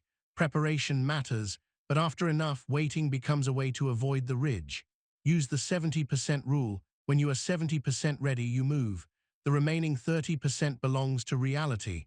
Your nervous system learns faster with friction than with fantasy. Pair this with a boundary to protect your courage. When you commit, you fence the time and the first step. You don't ask your future self to carry today's bravery unpaid. A scene in a co-working space with plants and quiet chatter. Zara has wanted to record a short tutorial that would level up her clients' onboarding. For 6 months, fake readiness kept winning. She set a 2-minute courage window to script the first 30 seconds. She spoke it low and slow into her phone's voice memo, hearing her own breath steady. She scheduled a recording ridge, placed her phone in the box, taped a paper cue near the lens, one person you love. She felt heat in her cheeks as she pressed record. The first take was wooden. She ran the anti-fragile debrief, then did one more rep. She shipped a draft to a friendly client. They replied, "This saved me an hour." Zara's chest opened that familiar 2 degrees. Her identity didn't become content creator overnight. It became someone who moves at 70%. That's adult bravery. Check your hands. Rub thumb and forefinger together and feel the ridges. Notice the weight of your head on your neck. Inhale cool, exhale warm. Each sensory act keeps fear honest. Fear without sensation becomes theater. Fear with sensation becomes information. Sometimes edges are social. You fear judgment from a group that taught your nervous system to equate belonging with sameness. Use the circle of 2. You find one person who sees the version of you you're growing into, and you practice in front of them. 10-minute demos, draft reviews, hard conversations rehearsed at 80% speed. Their job is to mirror back what worked and 1 inch to improve. Your job is to notice the nervous system shift when seen with kindness. Co-regulation rewires faster than solitary grind. The mountain trains with companions, not crowds. Another tool for social edges is the warm start. In any high-stakes room, you seed rapport before content. 30 seconds, 1 sentence of shared reality, 1 breath you can hear. We all want to leave this meeting with clear owners. Breath, then your point. The amygdala is scanning faces for threat. Warmth, not flattery, not self-betrayal, tells it the tribe is intact. Then influence works like judo, not boxing. Anecdote from a stage with 2 bright lights and a microphone that smells like metal. Jonas hates public speaking so thoroughly that his palms sweat reading a menu aloud. He decides to run a 6-week edge dial plan. Week 1, he reads a paragraph to his circle of 2. Week 2, he records a 30-second video to himself. Week 3, he asks one question at a small meetup with the low and slow delivery from part 6. Week 4, he delivers a 2-minute update in his team's stand-up. Week 5, he practices the warm start before content in front of the bathroom mirror. Week 6, he presents 5 slides to 20 people with one truth sandwich baked into the middle. He shakes, he breathes, he lands it. The applause is nice, the body's signal afterward, the drop of his shoulders, the warmth in his chest, is the real evidence. He is no longer a person who avoids the edge. He is a person who dials and steps. Feel the coolness at the back of your throat, the weight in your hips, the subtle buzz in your fingers if you've been still too long. Let's give your fear a different job.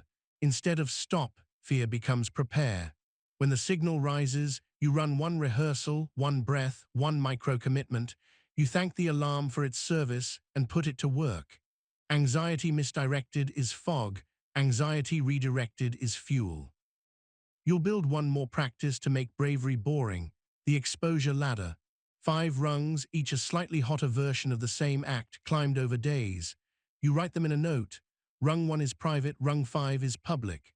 Example for asking: text a friend for feedback, ask a colleague a simple clarifier, ask your manager for a small resource, ask a senior stakeholder for a decision, ask a room to commit. Each rung is rehearsed with breath and the diffusion tag if sticky thoughts arrive. You climb 1 rung per day. When you wobble, you do the rung below again. The brain loves graded exposure. It perceives progress and stops screaming. There will be nights when you feel silly for training like this, as if adults should arrive already brave. That's a story. Kids earn courage by trying, failing, trying with help, and sleeping. Adults forget the sleep part and make failure a referendum on identity. You will not. You will run the evening ridge from part 5 and tuck in 1 line of a reverse highlight reel from today's edges. The world will not applaud. Your nervous system will. It will let you rest because you honored your edge with 1 inch of truth. One final story before you close this chapter, simple and exact. You are standing in a doorway between rooms at a family gathering. The smell of fried onions and cinnamon hangs in the air. A relative makes a joke that stings in that familiar, inherited way. Your chest tightens, your mouth fills with words and then empties. You check the edge dial, it's at 8. You bring it to 6 with 1 long exhale and the low bridge. From my seat, that lands sharp. Micro-bravery rep. I want to keep this warm. Let's leave my career out of the jokes. You feel heat rise, you let it be weather. The room shuffles. Someone changes the subject. Later, as you wash a glass under water that shifts from hot to warm, your jaw unclenches. No big scene, no righteous speech. Just 1 inch of self-respect spoken low and steady. That is the mountain in a kitchen. You are the awareness that senses the edge and chooses the next safe step. You are not the panic spike, not the avoidance scroll, not the perfectionist story that would keep you in training forever. You are the sky in which courage appears as small, repeated acts until one day you look around and realize the altitude changed. Your breath is your dial. Your reps are your trail. Your stories become proof. Before you move on, pick 1 micro-bravery rep for the next 3 days. Write it now in 10 words. Ask 1 clarifying question daily. Send 1 imperfect draft early. Make 1 direct request. Schedule a 2-minute courage window for today and the next 2. Pair it with a tiny reward after each: sun on skin, a song you love, the first sip of a saved coffee. Then build a 2-line anti-fragile debrief you'll run after any miss. Keep it so boring it survives your moods. That's how muscles are built, not by drama, but by reps. When the next ridge appears, don't wait for bravery to arrive in a cape.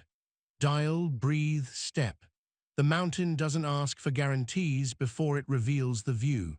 It rewards the hiker who keeps moving, 1 sure inch at a time, in honest weather, with a steady pulse and a mouth that tells the truth.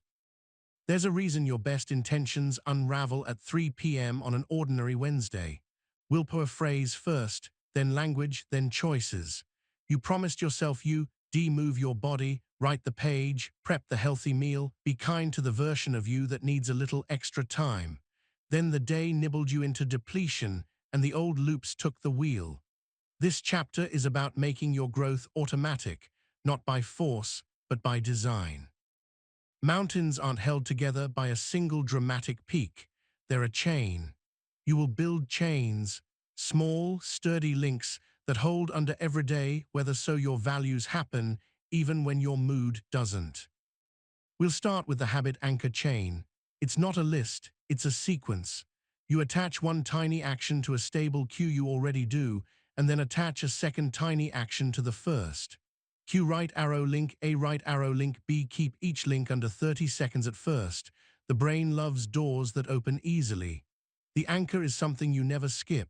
Wake, boil water, brush teeth, open laptop, return home. Link A is a micro-action aligned to a north value. Link B is a kindness that seals it.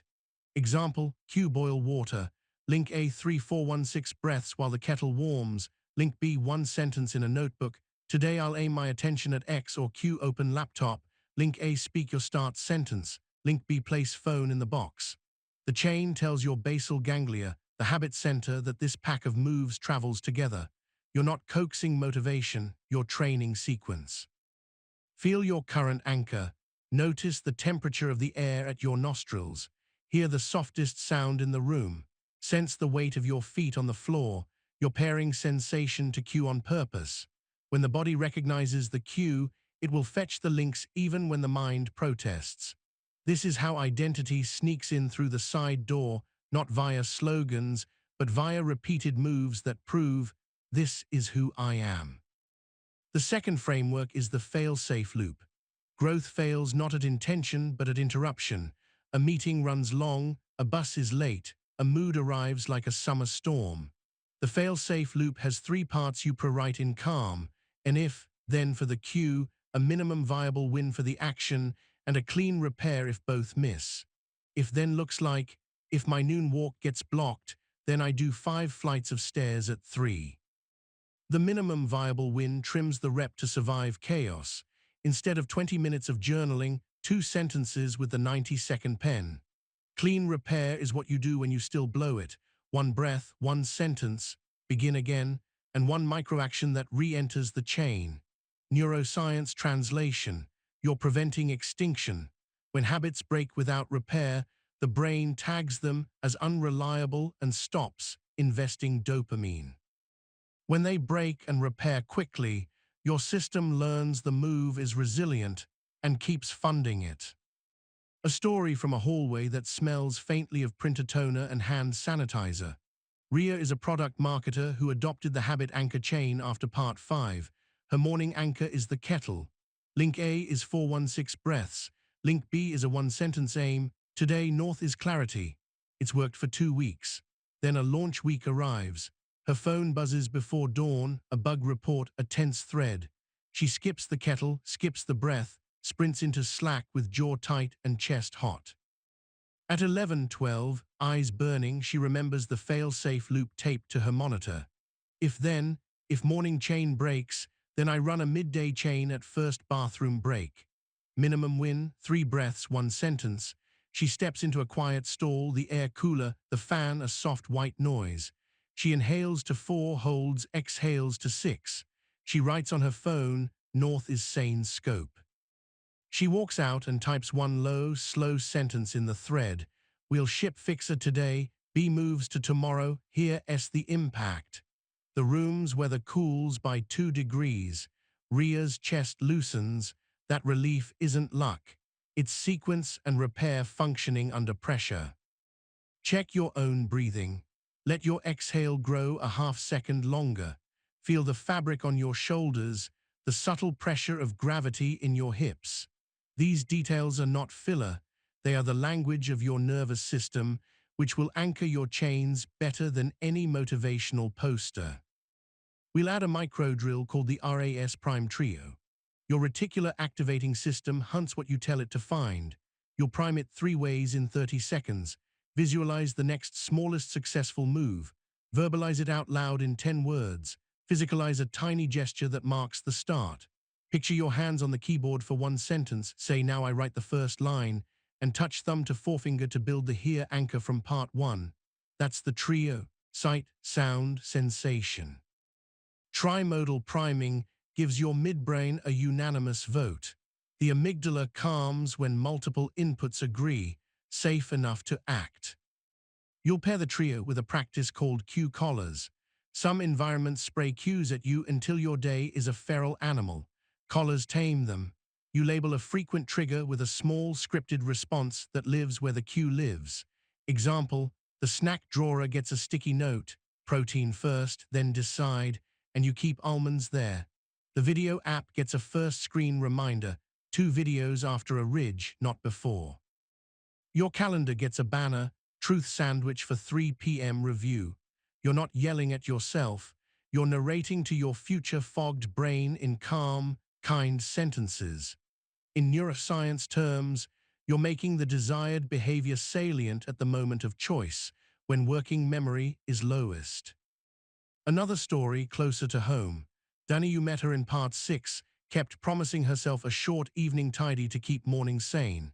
Instead, streaming pulled her like gravity until midnight, then self-reproach. She built an anchor chain at 9:15 p.m., cue lights dim to lamp. Link A, set a 10-minute timer labeled reset the stage. Link B, place phone in the box and put a book face up by the pillow. Her fail-safe: if the chain breaks, she runs a 2-minute floor sweep before bed, touching 5 objects into place. She primed her RAS with a trio. Picture the timer, say, now I reset the stage, and tap the table with knuckles, 3 soft raps, the sound a tiny ritual. 2 weeks later, her mornings felt like a small kindness from the night before. Her cheeks didn't burn with hurry by 8 a.m. This wasn't disciplined theater. It was consent between 2 versions of herself. Feel the temperature along your cheeks. Listen for the farthest sound. Let your shoulders drop a millimeter. Your chains attached to felt life. Bring them there, and they hold. Let's talk chemistry with Mercy. Habits live in the basal ganglia. They run on cue, routine, reward loops. The reward can be a genuine pleasure or a micro sense of completion. If your healthy habit feels like a tax, your brain will default to cheaper dopamine. So you'll add what I call the honest cherry, a small, honest pleasure attached to the end of a link that you actually enjoy. Breath plus sentence plus 1 sip of the good coffee you saved. 10-minute tidy plus first page of the novel you love. 5 flights of stairs plus step outside to let eyes drink distance. No moralizing. When reward follows effort, motivation returns because the system expects satisfaction on the other side of work, not just righteousness. There's a protective measure for days when mood trenches, the 3x3 floor. You write 3 floor habits across 3 domains: body, craft, connection, that you'll do even on bad days. Each takes under 3 minutes. Body, 416 breathing 3 rounds. Craft, 1 sentence to aim or 1 sentence written. Connection, 1 text of sincere appreciation to a specific person. You stick the 3x3 on your fridge or lock screen. On days you can do nothing else, you do those. This prevents the all-or-nothing slide that turns one bad day into a bad week. The brain indexes streaks. The 3x3 keeps yours alive. You don't climb, you don't collapse, you hold the line. A scene in a small apartment at 7:41 p.m. The air smells like onions and rain. Kaito, a new father, stares at dishes that feel like a judgment and a draft that feels like a stranger. He wants to scroll until bed. He spots the 3x3 floor on the cabinet. He breathes 3 rounds. The exhale warms his lips. His shoulders shift down a notch. He writes 1 aim sentence. Tonight I will outline 3 bullets for chapter 2. He texts his sister, I'm proud of you for applying, even tired. That's 15 minutes. Not heroic. Effective. He sleeps with the faint warmth of completed floors instead of the cold film of self-betrayal. That tiny warmth is not sentimental. It's neuromodulators stabilizing because you gave them a story of competence to match. Bring your attention to your hands. Rub thumb and forefinger together and notice the texture, the whirls. That friction brings you back to the body where real choices occur. We need a rescue method for when chains snap mid-sprint and you wake inside the old loop. Chips gone, feed scrolled, hour lost. You'll use the 20-second reset. It's surgical. Stand. Exhale fully until your abs engage and your breath can't push more out. Then inhale slowly through your nose for 4 and hold 1. As you exhale, place your right palm on your chest for 1 beat and say, begin again. Then you perform 1 minimum viable win and leave the room where the loop lives. The physiology matters. A full exhale toggles the parasympathetic brake. The hand on chest adds tactile safety, leaving the room cuts environmental cues. You're not negotiating, you're interrupting. Interruptions rewire faster than arguments. Add one more tool, value-specific stacking. Ambition fails when habits are generic. Stack by identity. I am a calm partner. I am a clear writer. I am a strong body. For each identity, pick one chain. Calm partner, cue door handle at home, link A breath, link B hug for 6 seconds, long enough for oxytocin to say tribe safe. Clear writer, cue open doc, link A start sentence, link B phone in box. Strong body, cue kettle, link A 10 air squats, link B water with a pinch of salt. You aren't announcing identity, you are enacting it. The RAS stops mocking you with prove it because you prove it daily, quietly. A brief science bridge. Neuroplasticity follows intensity, repetition, and emotional salience. Most days you can't conjure intensity, you can deliver repetition and salience. Repetition comes from chains. Salience comes from pairing with breath, touch, and a hint of honest pleasure. Over weeks, neurons that used to fire for open phone when uneasy will start firing for exhale and begin again. That's not wishful thinking, it's wiring. Another story, work-flavored. Musa, a team lead, wanted a culture of thoughtful updates. Instead of decrees, he built one chain for himself and modeled it. Cue stand-up ends. Link ARES prime trio. Visualize writing 2 lines, say, now I send the update, tap thumb and forefinger. Link B, send the 2-line update in the team channel. Fail safe, if meeting overruns, he sets a calendar alert titled 2 lines, then breathe, at 10. In 3 weeks, 3 teammates adopted it. In 2 months, Friday chaos dropped because nobody was guessing status. The team's nervous system felt safer. That's what culture is, shared chains. Sense the coolness at the back of your throat on the inhale, the warm ribbon on the exhale. Feel the outline of your lips. Hear a sound behind the nearest wall. You're sharpening interoception because habits stick when they answer the body. A small caution, don't weaponize chains against yourself. If a chain feels like punishment, you built it too heavy or too moral. Make it lighter or kinder. Trade no sugar forever for fruit first, then decide. Trade right for an hour for 12 minutes after trailhead 2, then reassess. Shame floods the system and turns deliberate practice into rebellion. Dignity fuels always. We'll close with the identity beacon. Once per day, you light it. A 30-second visualization of you acting in line with one north value in a mundane scene. You see your hand place the phone in the box, your mouth delivering a clean no, your feet walking the block in rain because you said you would. You feel the micro swell in your chest. You whisper, I am the person who does this. Not will be, AM. You're not lying, you're reminding. The beacon tells your RAS what to highlight and your amygdala what to expect. Then you immediately perform one tiny matching act, so the beacon isn't fantasy, it's a porch light you actually walk toward. One last story. In an office that smells faintly of coffee and old carpet, Hala used to crumble after 4 p.m. She would promise, postpone, then stay late to repair the day. She built a 4 p.m. chain with a beacon. Cue calendar chime. Link A4-1-6 breath. Link B1 sentence. What must move before I leave? She visualized walking out on time, shoulders low, jaw soft, keys light in her hand. Then she moved one task. 20 business days later, the 4 p.m. crash was largely gone. Not because life got easier, but because her system learned a new noon for the nervous system.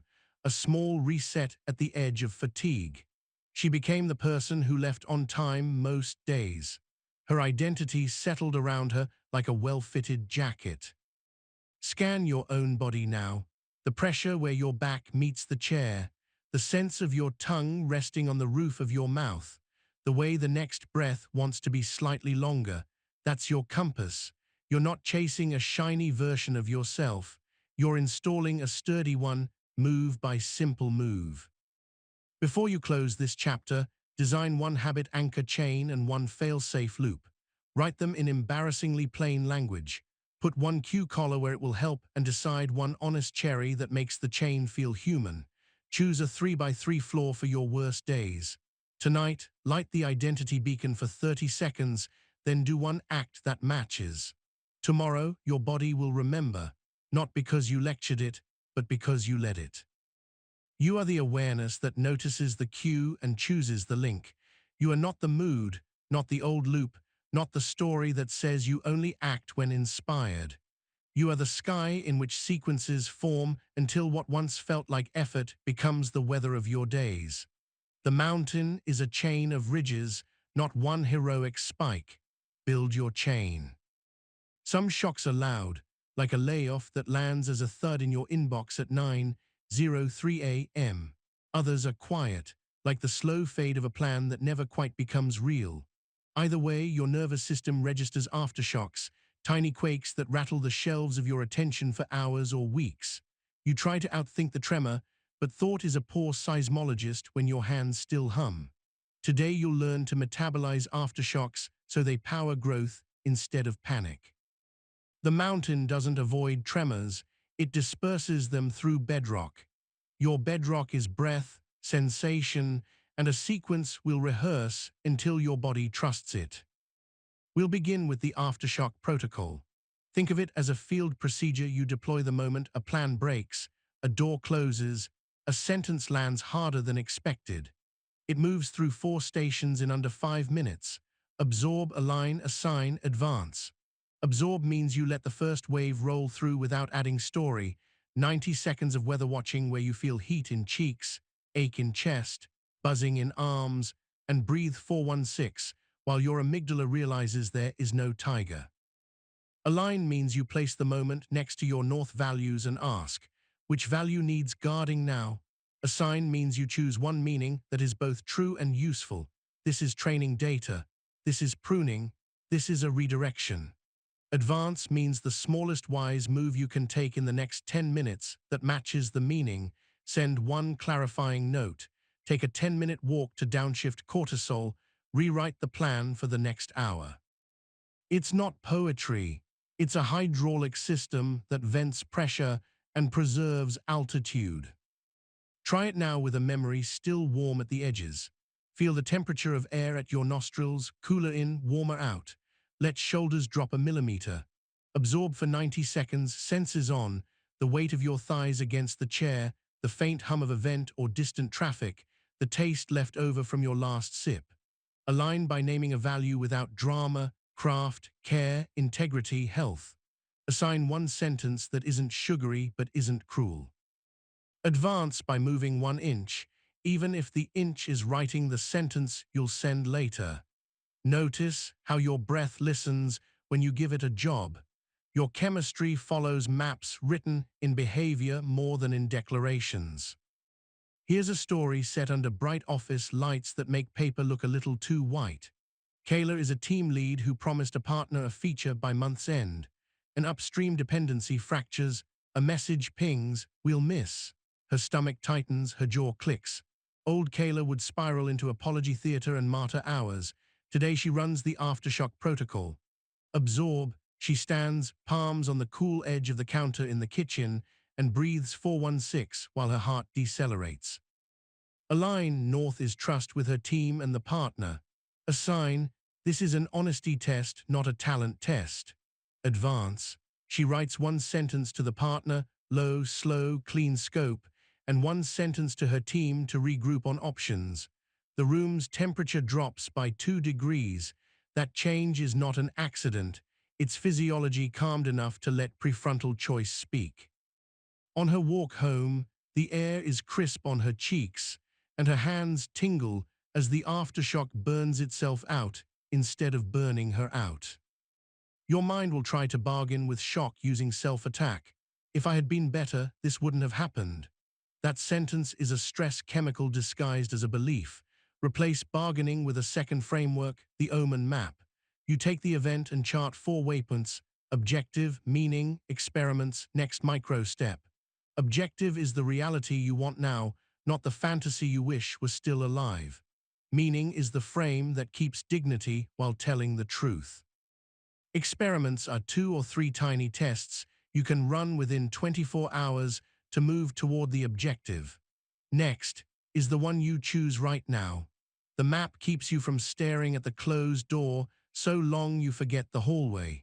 Your reticular activating system will begin to highlight inputs that serve the chosen objective because you gave it coordinates. Hold your breath for a gentle beat at the top, then let the exhale slide warm across your tongue. Picture an omen on a recent wobble. Objective: a working version shipped by Friday, or a clear no to preserve quality, or a second interview secured. Meaning: pruning, calibration, training.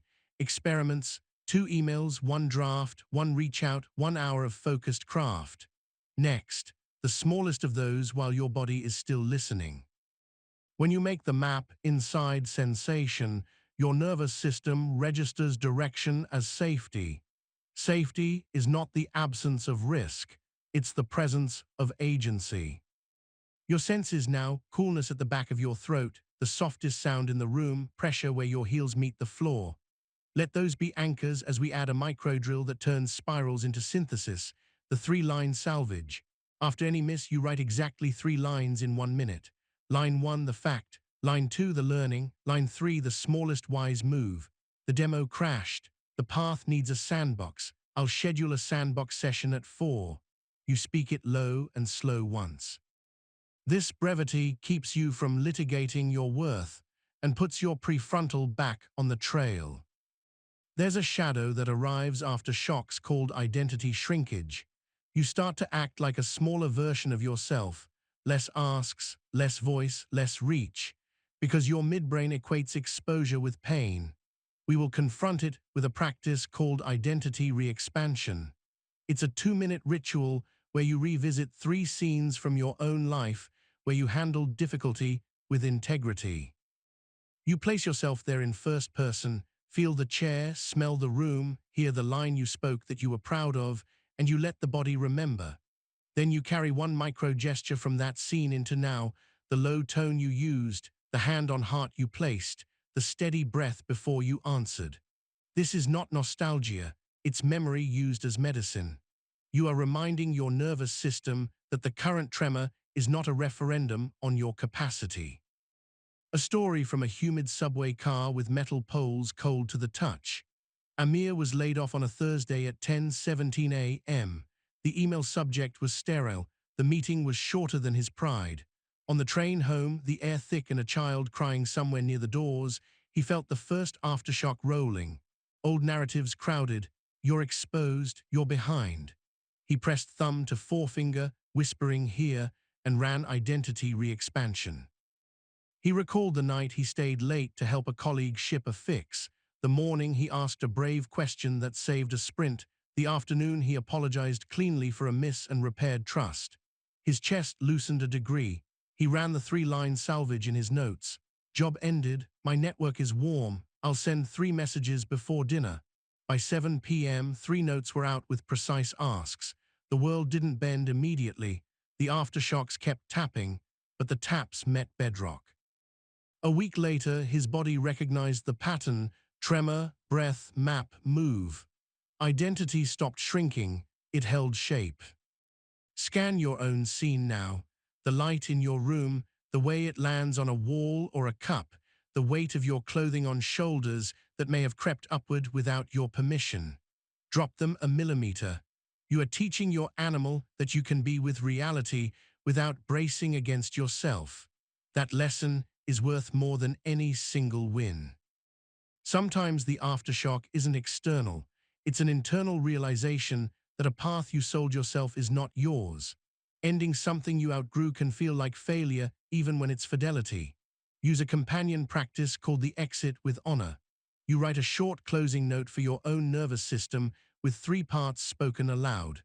Gratitude for what this path taught you, clarity about why you're leaving, and a pledge for how you'll carry the lesson forward. Then you perform a tiny ceremony that engages your senses. Fold a paper, step outside, and let wind touch your face. Wash your hands in cool water. Ritual is a nervous system technology. It gives your midbrain the felt finality it craves, so it stops reopening the file at 2 a.m. Science, bridge, brief, and serviceable. After acute stress, cortisol and adrenaline linger, biasing your attention toward threat and your memory toward negatives. Breathing with elongated exhales, naming sensations, and taking small, value-aligned actions convert free-floating cortisol into motion that your body reads as completion. The prefrontal cortex comes back online. You regain time sense and language precision. You do not think your way out of chemistry, you behave your way through it. A scene small enough to miss, which is why it matters. Leela burns a sauce. The kitchen smells like almonds turning bitter. The clock says 8:26 and guests arrive at 8:30. Her heart climbs her throat. She used to let small misses bloom into self-contempt and ruin the night. She runs the aftershock protocol like a reflex. Absorb 2 slow breaths as she scrapes the pan, cool air on cheeks. A line, care and play are norths tonight. A sign this is a story for later, not a verdict. Advance, she switches to a simpler dish, texts running 5 behind, and puts on music she loves. Guests arrive to laughter, not apology. The difference is not culinary genius. It's a nervous system that learned to metabolize a jolt without turning it into a self-attack opera. Feel your fingertips, the slight tingling that comes from stillness. Rub thumb and forefinger together, feel the ridges, the whirls. Hear a sound farthest from you. These details are cairns on a trail people mistake for thought work alone. You'll use them at every aftershock, so your mind stops inventing catastrophes to make sense of chemistry. Let's pair your protocols with the body's need to discharge stored tension. You'll use a 90-second drill called shake and gaze. Stand, unlock knees, and shake your limbs gently, letting wrists go loose, jaw relaxed as if saying, ah. Do it for 60 seconds. Then gaze at a far object for 30 seconds, tree, building, sky, followed by 10 seconds of eyes closed, feeling the afterfeel. This is not silliness. Many animals shake after threat passes to reset their autonomic state. You are an animal with calendars. Honor the animal. After shake and gaze, your breath will already be longer. Then you run the omen map or the 3-line salvage. Motion first, map second often works better than map while flooded. There's a cognitive parasite that loves aftershocks, counterfactual loops. If only I had. The loop pretends to be productive but rarely yields a lever. You'll replace it with the lever ledger. For 5 minutes, you capture only variables you can influence next time: buffer, communication cadence, acceptance criteria, sleep, light, nutrition, practice reps, paired with one practical change. Then you pick one to test in the next week. The ledger is not a lashing. It is a builder's notebook. Builders sleep better than judges. A story at dusk, streetlights coming on like coins. Priyanka trains for a half marathon and bonks at mile 8 in a practice run. Her chest tight, legs leaden, she wants to name herself lazy. She walks, feeling sweat cool under a long sleeve, and runs the lever ledger on her phone. Levers, fueling too light, went out too fast, slept 5 hours, no mid-run water. Changes, add a banana, start 20 seconds slower per mile, lights out by 10, carry a small bottle. She tries one change, the next run. Improvement. She sleeps like someone who respects reality. The race becomes not a verdict, but a lab. That is adulthood in motion. Bring your attention to the cool air at the edges of your nostrils. Let your exhale lengthen till your belly moves your hand if it rests there. Notice your jaw. Let the tongue rest gently on the roof of your mouth. You are creating a felt sense of we can handle shocks that will be worth more than any single tactic you learn later. Once your nervous system believes you, You get your language back, then the world hears you again. Sometimes you're not the one shocked. You're beside someone whose system just jolted. You can lend them your steadiness with a practice called co-regulate and clarify. You co-regulate first. Lower your voice 10%, slow your cadence, mirror one sentence that landed hard, and breathe audibly once. Then you clarify one next step or one question that buys time. Do you want to walk for 2 minutes or write the first sentence together? Influence without co-regulation is brittle. Comfort without clarity is mush. You'll do both in under a minute and watch a room soften enough to become sane again. A final scene to braid it all. You're in a glass-walled conference room, sunlight banding across the table. A senior voice drops a line that reroutes months of work. Your chest tightens, palms go warm. In the past, you might have fused with the heat and rushed to please or to protest. Today you absorb for 3 breaths, align with the value of clear craft, assign the meaning that this is an iteration, not an indictment, and advance by asking one low, precise question. If we optimize for X, which 2 constraints are non-negotiable, the conversation pivots from tone to terms. Later, walking to the train, you feel the city air on your face, cool in the shadows, warmer at the crosswalk. The aftershock is there, but it disperses. Your jaw doesn't ache tonight. That is not because life got kinder, it's because you built bedrock. As the day folds, practice exit with honor on something you're ready to release, a tactic, a storyline, a metric that once mattered. Speak the gratitude, the clarity, the pledge, touch water. Then write one omen map for tomorrow's uncertain edge. Leave it where your morning eyes will find it. You are not promising to be unshakable. You are promising to move like a person who trusts their ability to return. Before you close this chapter, set a 5-day experiment. Deploy the aftershock protocol the next time anything wobbles, run 1 3-line salvage per day no matter how trivial, and build a lever ledger entry by Friday with 1 test to run next week. Add shake and gaze once daily, preferably near a window so your eyes drink distance. This is not about being above emotion. It's about being beneath it too, in bedrock and breath, where the mountain holds. You are the awareness that feels the tremor and chooses structure. You are not the quake, not the old loop that made drama a personality, not the voice that thinks punishment is proof of care. You are the sky in which shock passes and clarity returns. Your protocols are not cages, they are switchbacks that let you continue climbing when the path slumps. In time, rooms feel different because you entered. It won't be obvious to most. It will be obvious to you. Jaw softer, shoulders lower, breath longer, choices cleaner. That is the quiet authority of someone who knows how to metabolize weather. When the next email hits with news you didn't script, when a plan wilts, when your body plays an old song of alarm, you'll reach for absorb, align, assign, advance. You'll map an omen and take the smallest wise step. You'll shake and gaze at sky. You'll ledger a lever and test it. And even if the result is still rough, you will sleep as a builder, not a judge. Builders wake with energy. Judges wake with arguments. Choose the life that keeps your breath long. There's a quiet power that doesn't announce itself, self-trust. Not the pep talk kind, but the felt certainty that when you say you'll do a thing, your body believes you. Without it, every plan shakes. Even good tools rattle loose because the foundation doubts the builder. With it, small moves land like promises kept. Today is about rebuilding that foundation. Not with slogans, but with tiny proofs that recalibrate your nervous system from maybe to I keep my word to myself. When you think like a mountain, you don't need thunder, you need bedrock. We'll pour it. We'll use a framework called the Trust Ledger. Imagine a simple book you carry in your pocket, each page a day. At the top you write one promise worthy of you, small enough to keep, meaningful enough to move you. Beneath it, 2 columns, kept and repaired. Kept gets a tally when you do what you said. Repaired gets a tally when you missed, and performed a quick clean repair within the same day.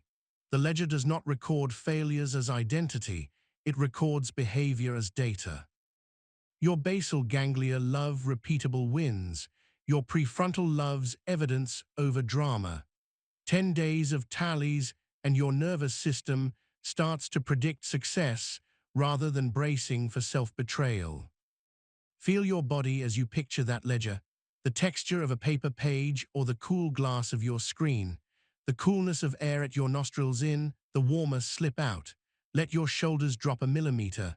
You aren't making a contract with a tyrant, you are entering a friendship with yourself. Friendship runs on reliability, not perfection. Reliability is built in small, observable moves. That's what your ledger will capture. The companion framework is the inner coach protocol, 3 steps in 90 seconds. Acknowledge, clarify, encourage. Acknowledge names the present state without insult. I'm tired and tempted to drift. Clarify names the next smallest wise move, 12 minutes on the draft, then water. Encourage offers one sentence you'd gladly give a friend, you've done harder, start now. The science bridge is simple, language that is specific and kind lowers threat and raises agency. Your amygdala de-escalates when you stop swinging at yourself. Your RAS tunes toward the precise move you just named. You're not babying you, you're coaching you in the tone that makes people better. A story from a quiet apartment where the evening has the color of steeped tea. Mina is a junior attorney who hates outlines and therefore fears them. Her evenings used to dissolve in procrastination and shame. She begins a trust ledger with one promise worthy of her: outline the first section for 12 minutes after dinner. Night 1, she keeps it. A tiny check-in kept. Night 2, a call from her mother runs long. She misses the window. Old Mina would scorch herself and skip. Ledger Mina runs a repair. She washes her face, feels the cold water wake her skin, and does 6 minutes before bed. A tally in repaired.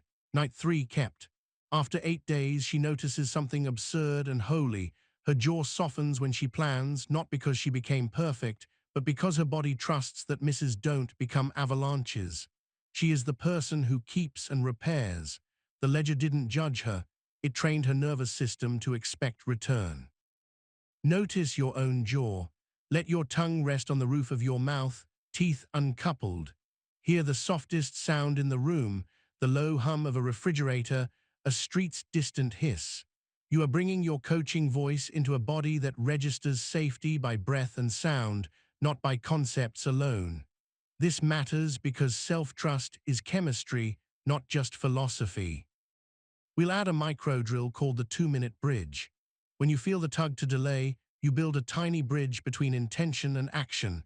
Set a 2-minute timer and begin the easiest, truest slice of the promise. You don't negotiate, you don't rewrite the plan, you touch the work for 2 minutes. When the timer ends, you either continue or you stop with dignity and record a repair window.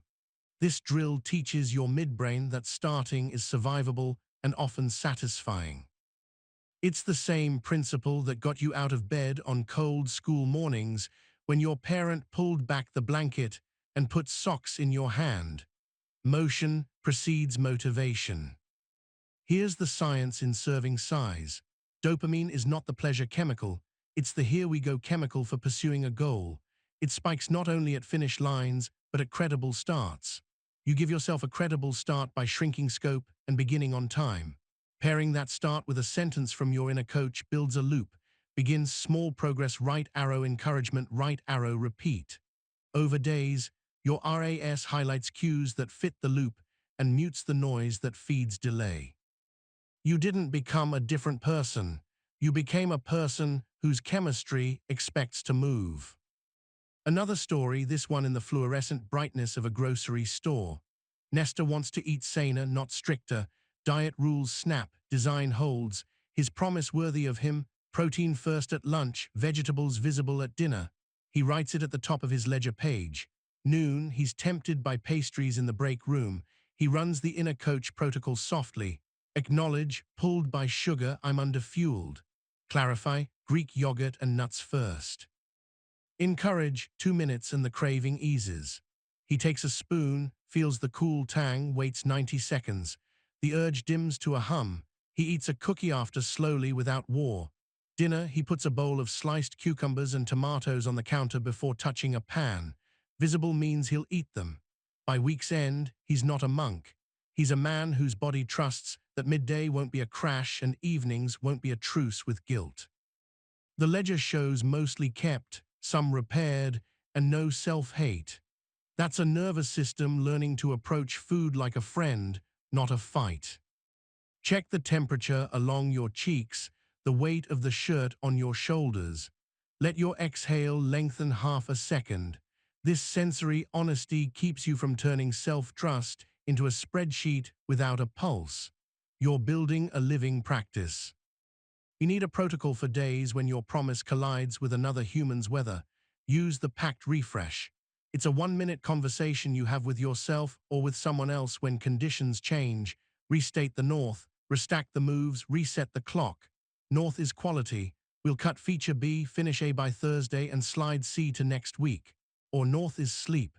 I'll do 6 minutes now and tuck in. The rest belongs to tomorrow's ridge.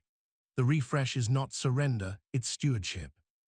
Mountains don't argue with storms, they redirect water. There's a shadow habit that eats self-trust slowly, recasting wins as flukes.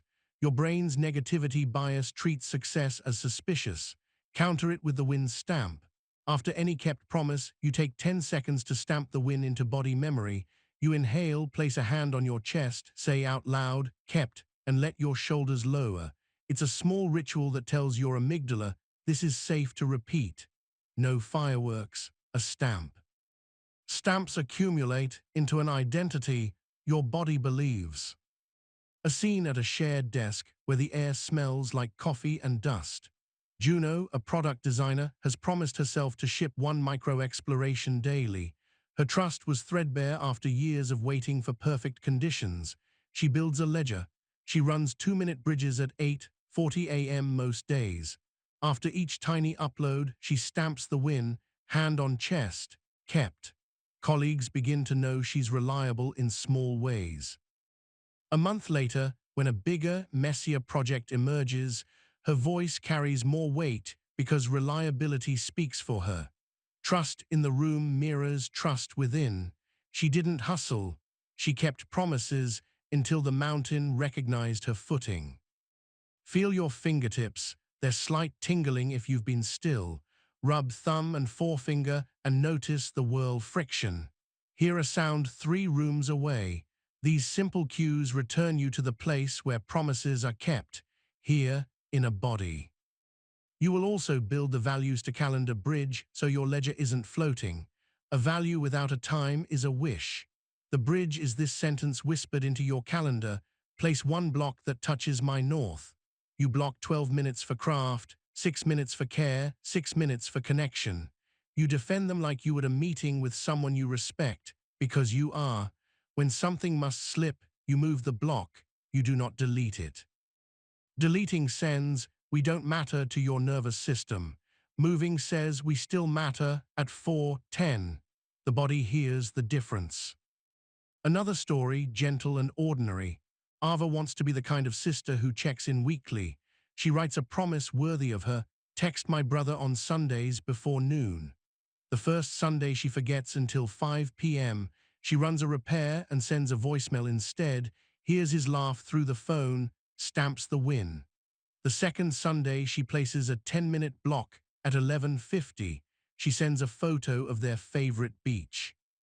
The third Sunday she feels resistance. She acknowledges, clarifies, encourages, and presses send. 3 weeks later, their thread is a rope. Self-trust widened into relational trust, which widened into a life that felt less breakable. No epiphany. Small, kept promises echoing through a human system. Check your breath. Let the exhale lengthen until your belly presses your palm if it's there. Sense the back of your neck cooling slightly as jaw slackens. These are signs your animal believes you when you say, "We've got this." We need a rescue for when shame spikes because you ghosted yourself. Use the gentle summons. It's 1 sentence you send to your own mind. Come back, I won't scold. Then you perform a repair inside 60 seconds, 1 breath, 1 micro step, 1 tally in repaired. Shame wants you to dramatize. The summons invites you to return without theater. Over time, your system learns that absence doesn't become exile. You're always welcome back. A brief look at why this works. Shame floods cortisol and narrows attention to self-protection. Gentle language paired with small action keeps attention open enough to include your values. The RAS stops scanning for evidence that you are a failure and starts scanning for a place to re-enter. Your identity becomes someone who returns quickly, which is more predictive of long-term growth than someone who never misses. The mountain is shaped by layers, not by a single unbroken slab. Another scene, high stakes and human. Priyank makes a wrong turn in a conversation with his teenage daughter and says something too sharp. He promised himself to be low and slow, he was. He feels his stomach drop, the air around him thicken. Old pattern, ruminate and tighten. New pattern, gentle summons. He breathes once, feels coolness across his tongue and says, "Come back, no scold." He turns, places a hand on the doorway frame, feels its smooth paint as a sensory anchor, and says, "I spoke harshly, I'm sorry, I want to listen. Can we reset?" Repaired gets a tally. The room's pressure lowers. Their evening becomes salvaged instead of scorched. Self-trust grows because he didn't pretend, he repaired. Let's weave in a practice that turns aspirations into identity. The one-line vow. Each morning you write one line that links who you are to what you'll do. I am a clear thinker, and I write 12 minutes. I am a calm partner, and I breathe before I answer. You say it low so your chest feels it, not performatively so your ego claps. Then you do the smallest matching act before anything else can claim you. It's a tiny ritual that keeps your mountain shape visible when valley fog rolls in. Feel the light in your room, even if it's gray. Notice how it lands on a wall, a cup, your hand. See distance if you can. Your eyes are part of your nervous system. Their focus length teaches your brain about space. Space in vision becomes space in choice. There's one more tool for today, the narrative nutrition plan. What you consume as self-talk feeds or starves self-trust. The plan is simple, 3 daily sentences consumed at specific times. Morning, a vow that links identity to action. Midday, an encouraging check-in after one kept promise, kept, keep going. Evening, a clean audit with one reframe, 3 things went sideways, I repaired one, tomorrow's north is X. You read them like you would instructions in a cabin you respect, plain, useful, steady. Over weeks, your inner voice stops sounding like a tabloid and starts sounding like a trail guide. That voice keeps you on the ridge. Another story, quiet and exact. Omar's inner monologue was a constant weather report of storms. He committed to the nutrition plan. Morning vow, I'm a builder and I place 1 stone. Midday check, kept, keep going. Evening audit, today was choppy, I repaired the draft. Tomorrow north is clarity. The words were not magic. The timing was. The body began to anticipate the messages. His breath lengthened right before he read them. The messages anchored the ledger anchored his days. 6 weeks later, his output didn't look dramatic. His demeanor did. He moved like a person who knew what to do next. Scan your senses once more, the pressure at your sit bones, the quiet hum you only notice when invited, the way the next inhalation wants to be cooler than the air in the room. You are teaching yourself to experience reliability as a feeling, not just a thought. When your body recognizes it, you'll stop chasing motivation like weather and start generating motion like a spring. If all you do after this chapter is start a trust ledger with one promise worthy of you and stamp kept or repaired once per day, your life will shift.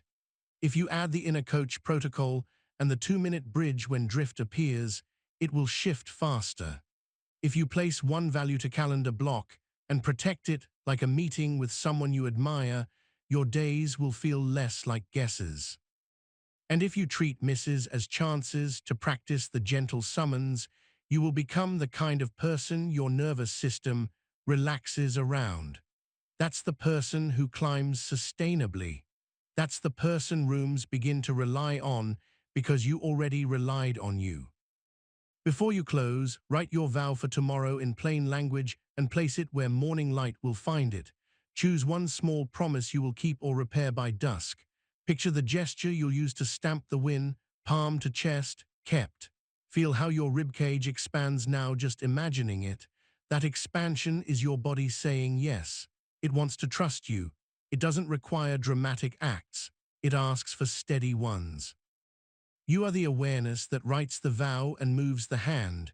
You are not the old compilation of broken agreements. You are not the mood that would barter away a promise for a spike of novelty. You are the sky in which vows become weather, gentle and repeated until the climate changes. You are building bedrock with tally marks and breaths. From bedrock, altitude is a matter of steps. Tomorrow, when a small storm arrives, and it will, you will hear the old voice try to sell you delay. You will smile low and slow. You will acknowledge, clarify, encourage. You will begin for 2 minutes. You will keep or repair. You will stamp the win and move on. And you will sleep the deep sleep of someone who believes their own word again. That's the quiet power that makes mountains out of ordinary days. You didn't climb this far to hoard altitude. The point of steadiness isn't to sit alone on a ridge polishing your breath like a trophy. It's to move through the world as a person whose presence makes rooms saner, choices cleaner, and work kinder without going soft. Today is about translating your inner mountain into outer impact, making decisions, shaping culture, building things that last, without losing yourself. This is leadership the nervous system can carry. Leadership that begins in your ribcage and travels through your voice, your calendar, your craft. We'll ground it in a framework called the North to Next Bridge. It's a living loop that converts values into visible action others can feel. You start at North. Name the value you're guarding in this situation: clarity, care, craft, courage. You step to Lens. Define the constraint landscape in one sentence: time, energy, skill, others. You move to Levers. Identify one small lever you control. Then you cross to Next. Choose the smallest wise action that signals the value under constraint. North, Lens, Levers, Next. 4 beats you can walk in under 60 seconds. You'll use it in meetings that meander, in crises that heat, in creative blocks that pretend to be destiny. It isn't fancy. It's a portable bridge that keeps you from mistaking mood for mandate. Feel your body as you picture that bridge. The cool air grazing the back of your throat on inhale, the warmer slip of breath out. The weight at your sit bones, heavier on one side, shift to even. Notice the tone in your jaw. Let your tongue rest on the roof of your mouth so teeth uncouple. You're reminding your amygdala that decisions made from ease land truer than decisions forged in a flinch. The prefrontal, your map maker, comes online when breath lengthens and posture widens. That's not a metaphor, that's blood flow. We'll pair the bridge with a culture tool called the signal stack. People learn you by your signals. What you ask first, what you praise, what you protect, what you repeat. The stack has 3 layers you align on purpose. The first question you ask in a moment tells the room what matters. The default metric you verbalize tells the room how progress is measured. The closing ritual you repeat tells the room what gets remembered. When your question, metric, and ritual rhyme with your north, rooms settle. When they clash, rooms jitter. You'll set the stack once per project and re-utter it until it becomes the air. A story from a glass-walled room that smells like marker ink and hot dust. Elena is a head of product asked to go faster by someone who equates motion with progress. Her team is frayed, her chest has been tight since Monday. She runs North to Next in 10 seconds. North is craft with integrity. Lens, 2 teams are at capacity. Stakeholders impatient, QA thin. Levers, scope and cadence she can influence. Next, change the first question, declare a default metric, install a closing ritual. In the meeting she says, low and slow, first question, what's the smallest version that still solves the user's pain? The metric becomes user visible wins per week, not tickets closed. The ritual, at Friday stand-up, they name 1 micro win and 1 lever for next week. The pace doesn't magically double, but the noise drops. 2 Fridays later, the ritual feels like a porch light everyone looks for at dusk. Elena's chest loosens by 2 degrees. That's the body reading coherence. Notice your own room now. The softest sound, vent, street hush, a neighbor's footfall. the temperature against your cheeks, the pressure where your heels meet the floor. Senses are your sanctifiers. When you train them, your signals clean up. Leadership without sensation turns brittle. Leadership with sensation becomes hospitality for nervous systems, including your own. There's a micro drill you'll use before any decision that touches others, the 90-second horizon. You close your eyes or soften your gaze and breathe 416 twice. You ask the decision across 3 horizons in 1 sentence each. 10 minutes, what reduces immediate friction? 10 days, what sustains momentum? 10 months, what preserves trust? You don't perform philosophy, you adjust the dial. If 10-minute relief risks 10-month trust, you slow. If 10-month perfection starves 10-day momentum, you trim. This is Stoicism applied to calendars rather than marble statues. The amygdala hates long math. The horizon teaches it patience without paralysis. A shorter, warmer scene, you at a kitchen counter that smells like citrus and steam. A housemate left pans in the sink again. Your jaw tightens. The 10-minute choice is to slam and scrub. The 10-day choice is to ask for a pattern shift kindly. The 10-month choice is to protect a friendship that's your chosen family. You wipe the counter once, breathe and ask, can we do a 5-minute reset together at night this week? I'll start coffee, you close the sink. The room's weather changes by a degree. Not because they became perfect, but because your horizon kept trust in the stack. We need a creative engine that runs in ordinary air. Use the maker's radius. Draw an invisible circle with a 2-meter radius around your body.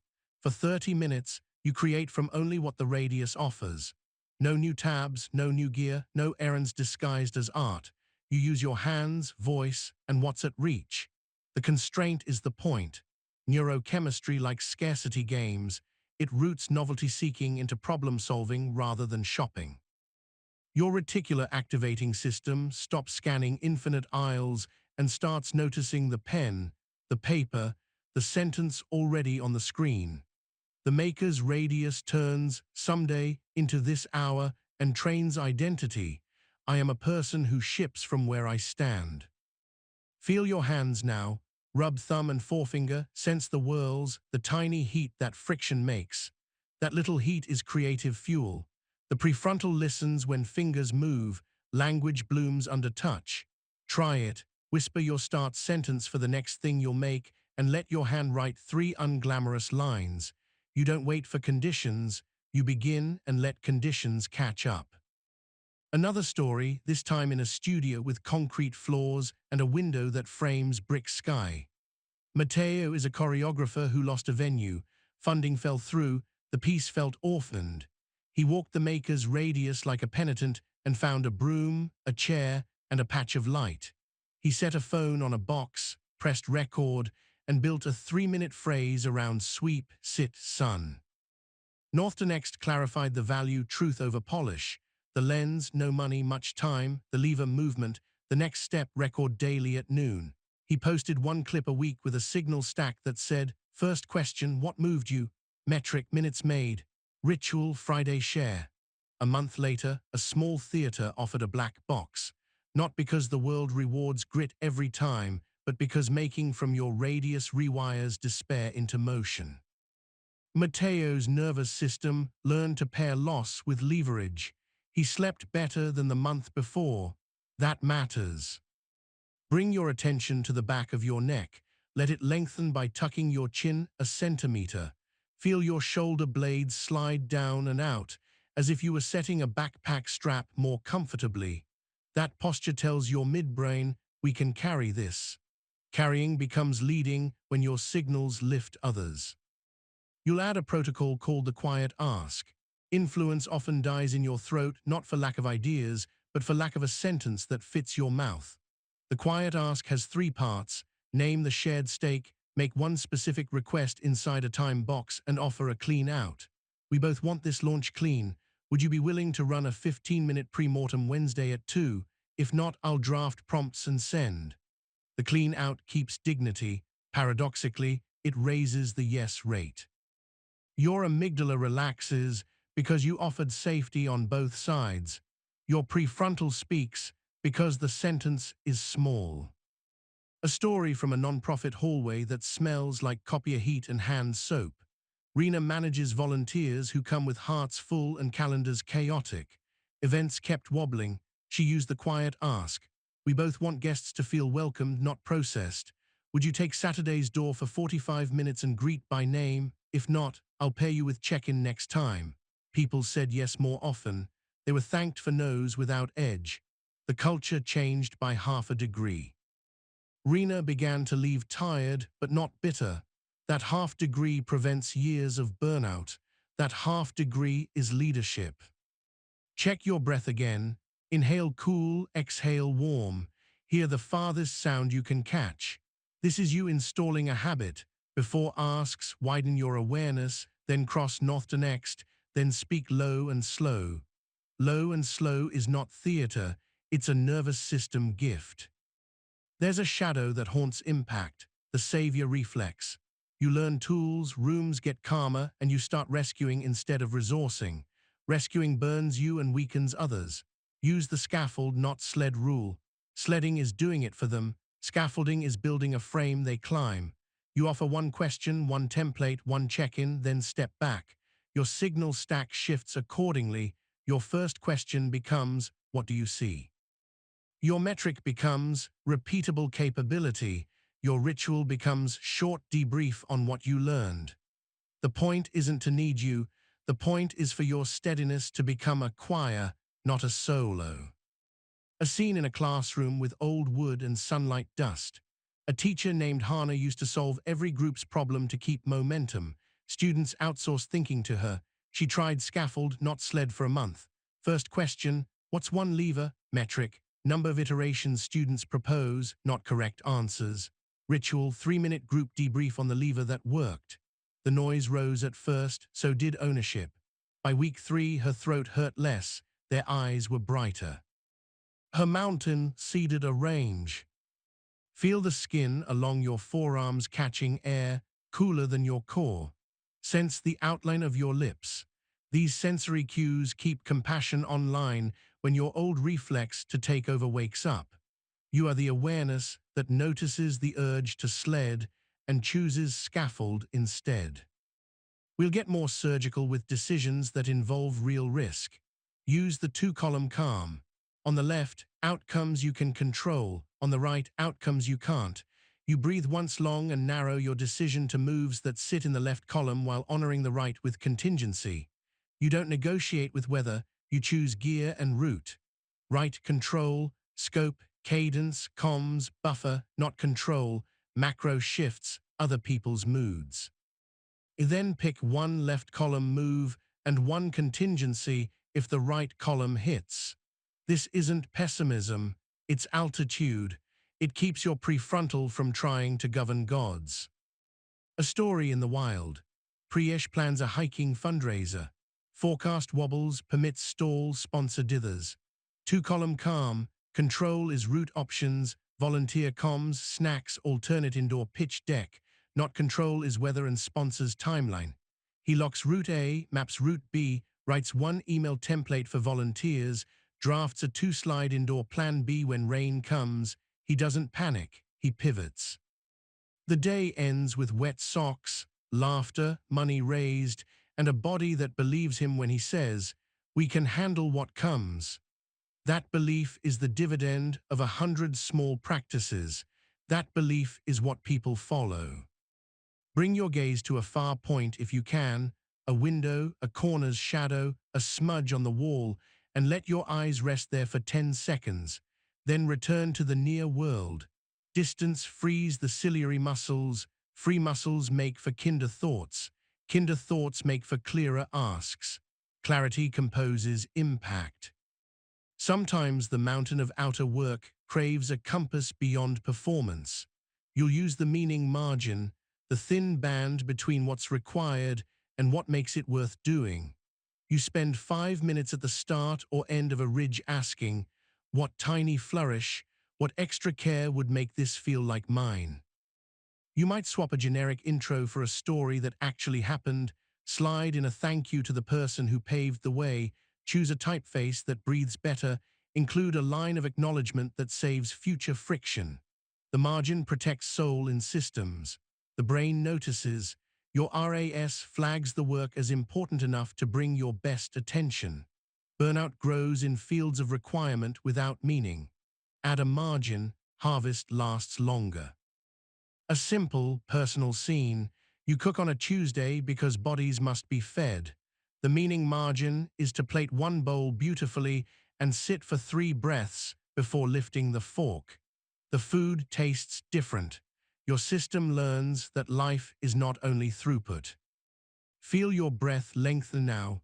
Sense the warmth in your chest and the way your shoulders slide down, a half centimeter that matters. You are making out a life from inner weather without forcing it. That is rare.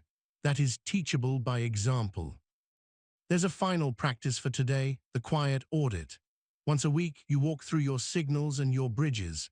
You ask yourself in a soft voice, what did my first questions teach people to care about? What metric did I really reward? What ritual did I repeat? Did North cross into next or get lost in lens? You don't write a manifesto, you pick one calibration for the coming week and you tell one person. Accountability with breath is a tonic. Without breath, it's a whip. You're done with the whips. One more story, a braid of everything. In a Friday review, a senior voice says, we need to impress the board. Your chest tightens, north to next. Integrity of craft, horizon of 10 months where trust matters more than sizzle. Signal stack shift. First question, what would make this actually safer for users? Metric, evidence-backed risks reduced. Ritual, end by naming one regret we prevented. The room resists at first, then settles. You make a quiet ask for a pre-mortem and offer a clean out. 2-column calm lays control and weather side by side. The maker's radius gets you shipping the demo with what you have, not what you wish. Scaffold, not sled, keeps you from stealing the project. Meaning margin adds one line to the deck that thanks the night shift tester who caught the edge case. The meeting ends without fireworks. You walk to the elevator feeling your jaw loose, your breath low, your shoulders back. No one claps. You don't need them to. You felt alignment. That feeling is the metric you carry into sleep. Scan your senses one last time, the hum in the room, the weight of your clothing at your shoulders, the cool edge of air at your nostrils, the way your exhale wants to be longer now that you're not trying so hard to prove you can be trusted with rooms. You can, because you trust you, because you built a mind that climbs in weather and descends with care, that names north, respects lens, pulls levers, and takes the next smallest wise step. You are the awareness that leads. Emotion is whether you work within. You are the sky in which signals clarify and people breathe easier. Before you leave, choose one place this week to lay a signal stack and cross a north to next bridge. Pick a meeting, a family ritual, a personal project. Decide your first question, your default metric, your closing ritual. Write them, speak them, repeat them until they become furniture. Then run a quiet audit a week from now. Calibration is leadership's secret luxury. You get to keep making it truer. The world will stay chaotic. Your steadiness will become contagious. You won't preach. You will stack signals, build scaffolds, ask quietly, and keep meaning in the margins. That's how mountains seed ranges, one ridge offering shelter to the next. That's how you become a person whose impact doesn't scorch your nervous system. You become a person rooms remember because they breathed better when you spoke. You've built altitude, switchback by switchback. You felt your chest loosen by 2 degrees after a clean sentence, your jaw unhook when the exhale ran longer than the fear, your calendar become a map instead of a maze. The final turn is not a victory lap, it's installation. Tools become traits when they live in your days without announcement. Mountains don't declare themselves every dawn, they simply stand. Today is about becoming the kind of person who stands, quietly, reliably, through ordinary weather and the occasional storm, with practices so woven into your nervous system that you forget they were once techniques. This is the chapter where you stop carrying the mountain and let the mountain carry you. We'll knit everything into a framework called Mountain OS. Think of it as the operating system that boots the moment you wake and hums in the background while you live. It has 3 processes running on a loop: warm start, wise middle, clean close. Warm start is a 60 to 90-second ritual that tells your chemistry who's steering. You breathe 416 once, you speak one identity-linked vow, you touch one anchor, thumb to forefinger, hand to chest, while your eyes find distance, so your RAS remembers horizons. Wise middle is how you keep altitude through the day. You switch between north to next and one square tasking. You fence with 5 breaths when needed. You repair fast. Clean close is the evening's quiet promise. You clear the desk of today's drama, stamp 2 kept promises, hand on chest, kept, write 1 3-line salvage if necessary, and place tomorrow's first sentence where morning light can find it. OS means you don't scramble. You run processes that make scrambling rare and recovery swift. Feel your breath sliding cool in, warm out. Notice the way your clothing touches your shoulders. Let your tongue rest on the roof of your mouth so your teeth uncouple. Those micro choices are not garnish. They are how the OS reads the body and adjusts the system. In warm start, sensation is your boot sound. In wise middle, sensation is the diagnostic light that tells you when heat is rising. In clean close, sensation is the softness as the day releases its grip and your animal agrees to sleep. You'll pair the OS with a final compass called the evergreen contract.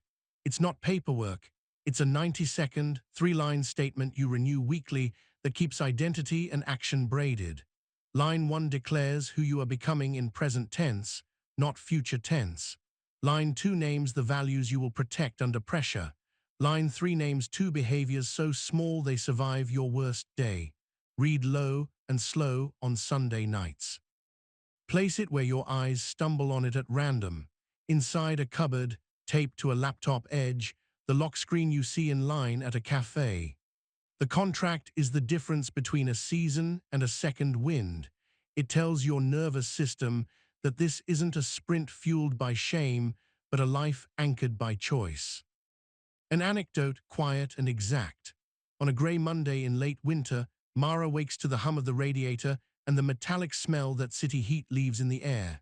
She used to scroll before she knew she opened her eyes. Now warm start runs almost without thought.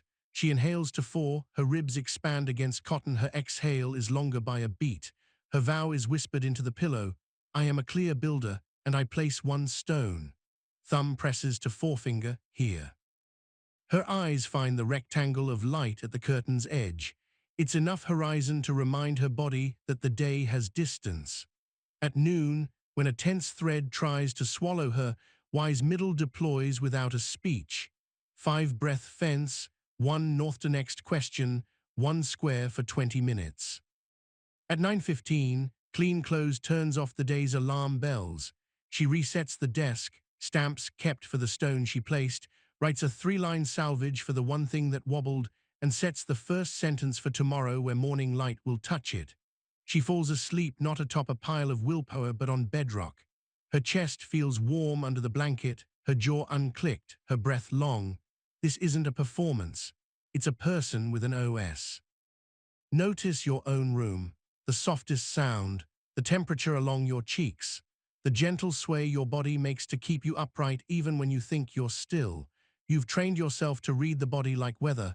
That literacy keeps you from mistaking a gust for a catastrophe. The evergreen contract is where your map and your weather meet.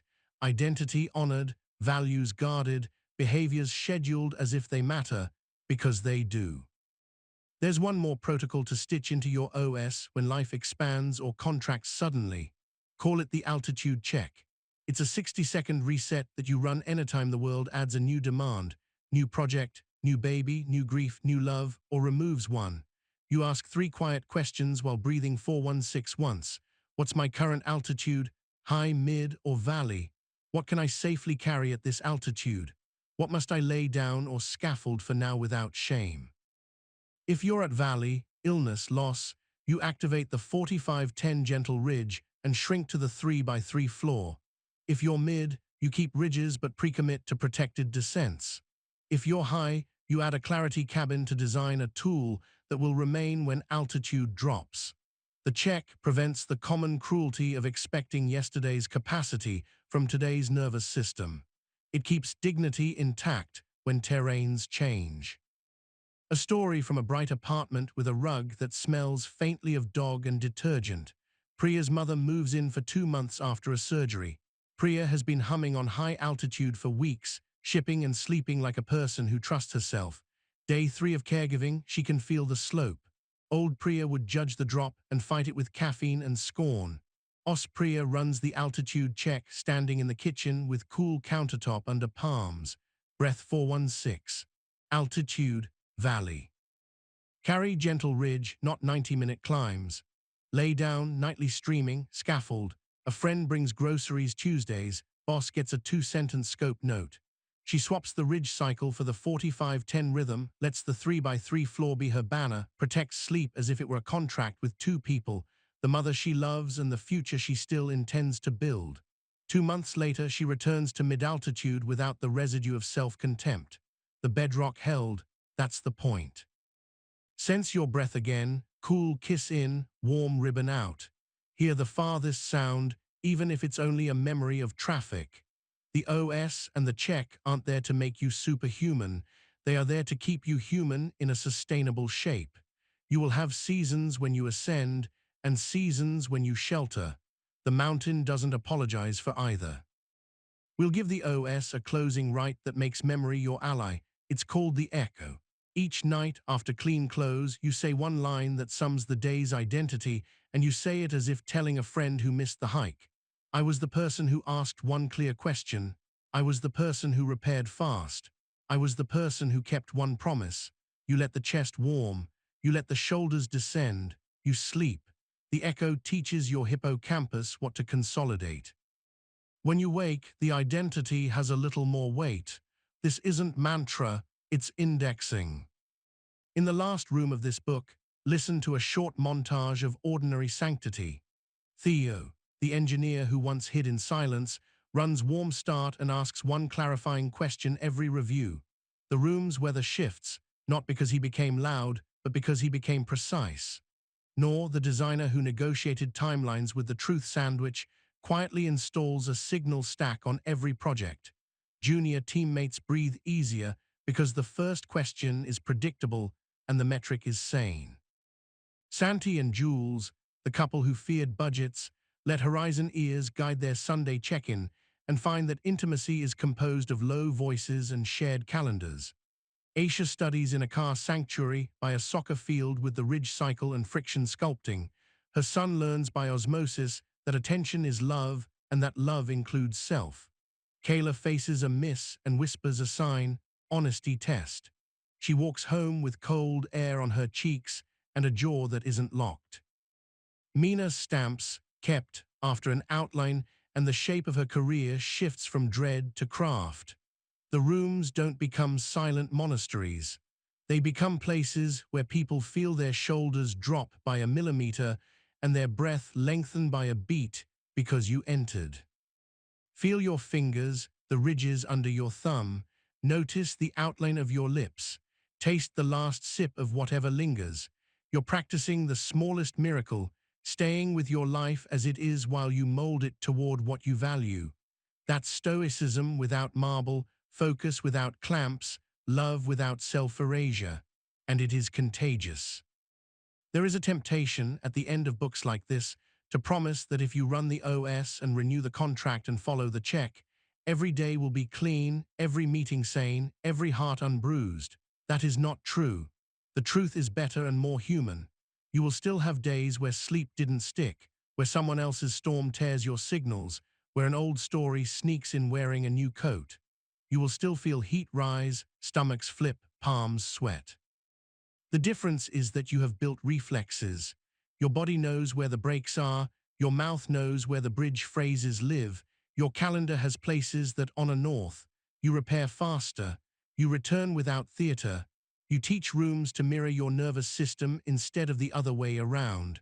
Over time, you look around and realize the slope has changed, not by force, by altitude maintained. The last framework is the long view ledger.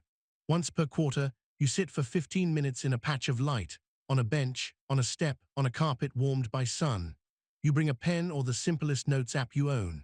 You write 3 short paragraphs, where I was on this ridge 3 months ago, where I am now, where the next cairn might be. You include one sentence that names a human you became kinder to, someone in your team, your family, your own tired self. You end by copying your evergreen contract in fresh language to match the season. The long view insulates you from short-term amnesia, the kind that makes a bad week feel like a bad life. It keeps you loyal to the slow geologic truth, bedrock accrues. In the quiet after you write, listen to your breath. On inhale, feel the cool air touch the back of your throat. On exhale, imagine your words traveling down the slope to the next version of you who will need them. Maybe they're crossing a kitchen, a corridor, a dawn train. Maybe they'll be waiting in a drawer on a day you didn't expect to wobble. The OS will boot, the contract will remind, the check will adjust, the echo will sleep. And you will wake with enough altitude to be sane and to be kind, which is the rarest combination in any century. A closing story. You stand at a window late on a Sunday, city lights puncturing a low cloud cover like careful stitches. The room smells faintly of soap and oranges. On the table is a card that says North in your handwriting. It holds 3 words that have kept you honest this season. You rest your palm on the card. You feel its rough paper under your skin. You breathe. Tomorrow will bring ordinary frictions and a few unexpected gifts. You'll run warm start without drama. You'll cross north to next more often than not. You'll ask low and slow, repair cleanly, tune your Ras to what matters, and build scaffolds instead of sleds. You'll descend before you tumble. You'll stamp the win and sleep, not because you became a monk or a machine, because you became you with altitude. You are the awareness, not the emotion. You are the sky in which weather happens and wisdom chooses. You are not finished. You are equipped. So keep the mountain close.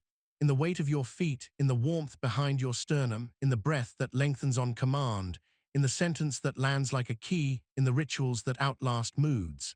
Let the tools fade and the traits reveal. Let people breathe easier around you and never know why. Let your days be a chain of ridges, your nights a clean close, your quarters a long view. And when life scrapes your edges, as it will, touch the bedrock and remember, you don't chase calm, you generate it. You don't demand clarity, you aim it. You don't wait for respect, you embody it, first for yourself and then for the room. Think like a mountain, walk like a person, love like shelter, laid like a horizon.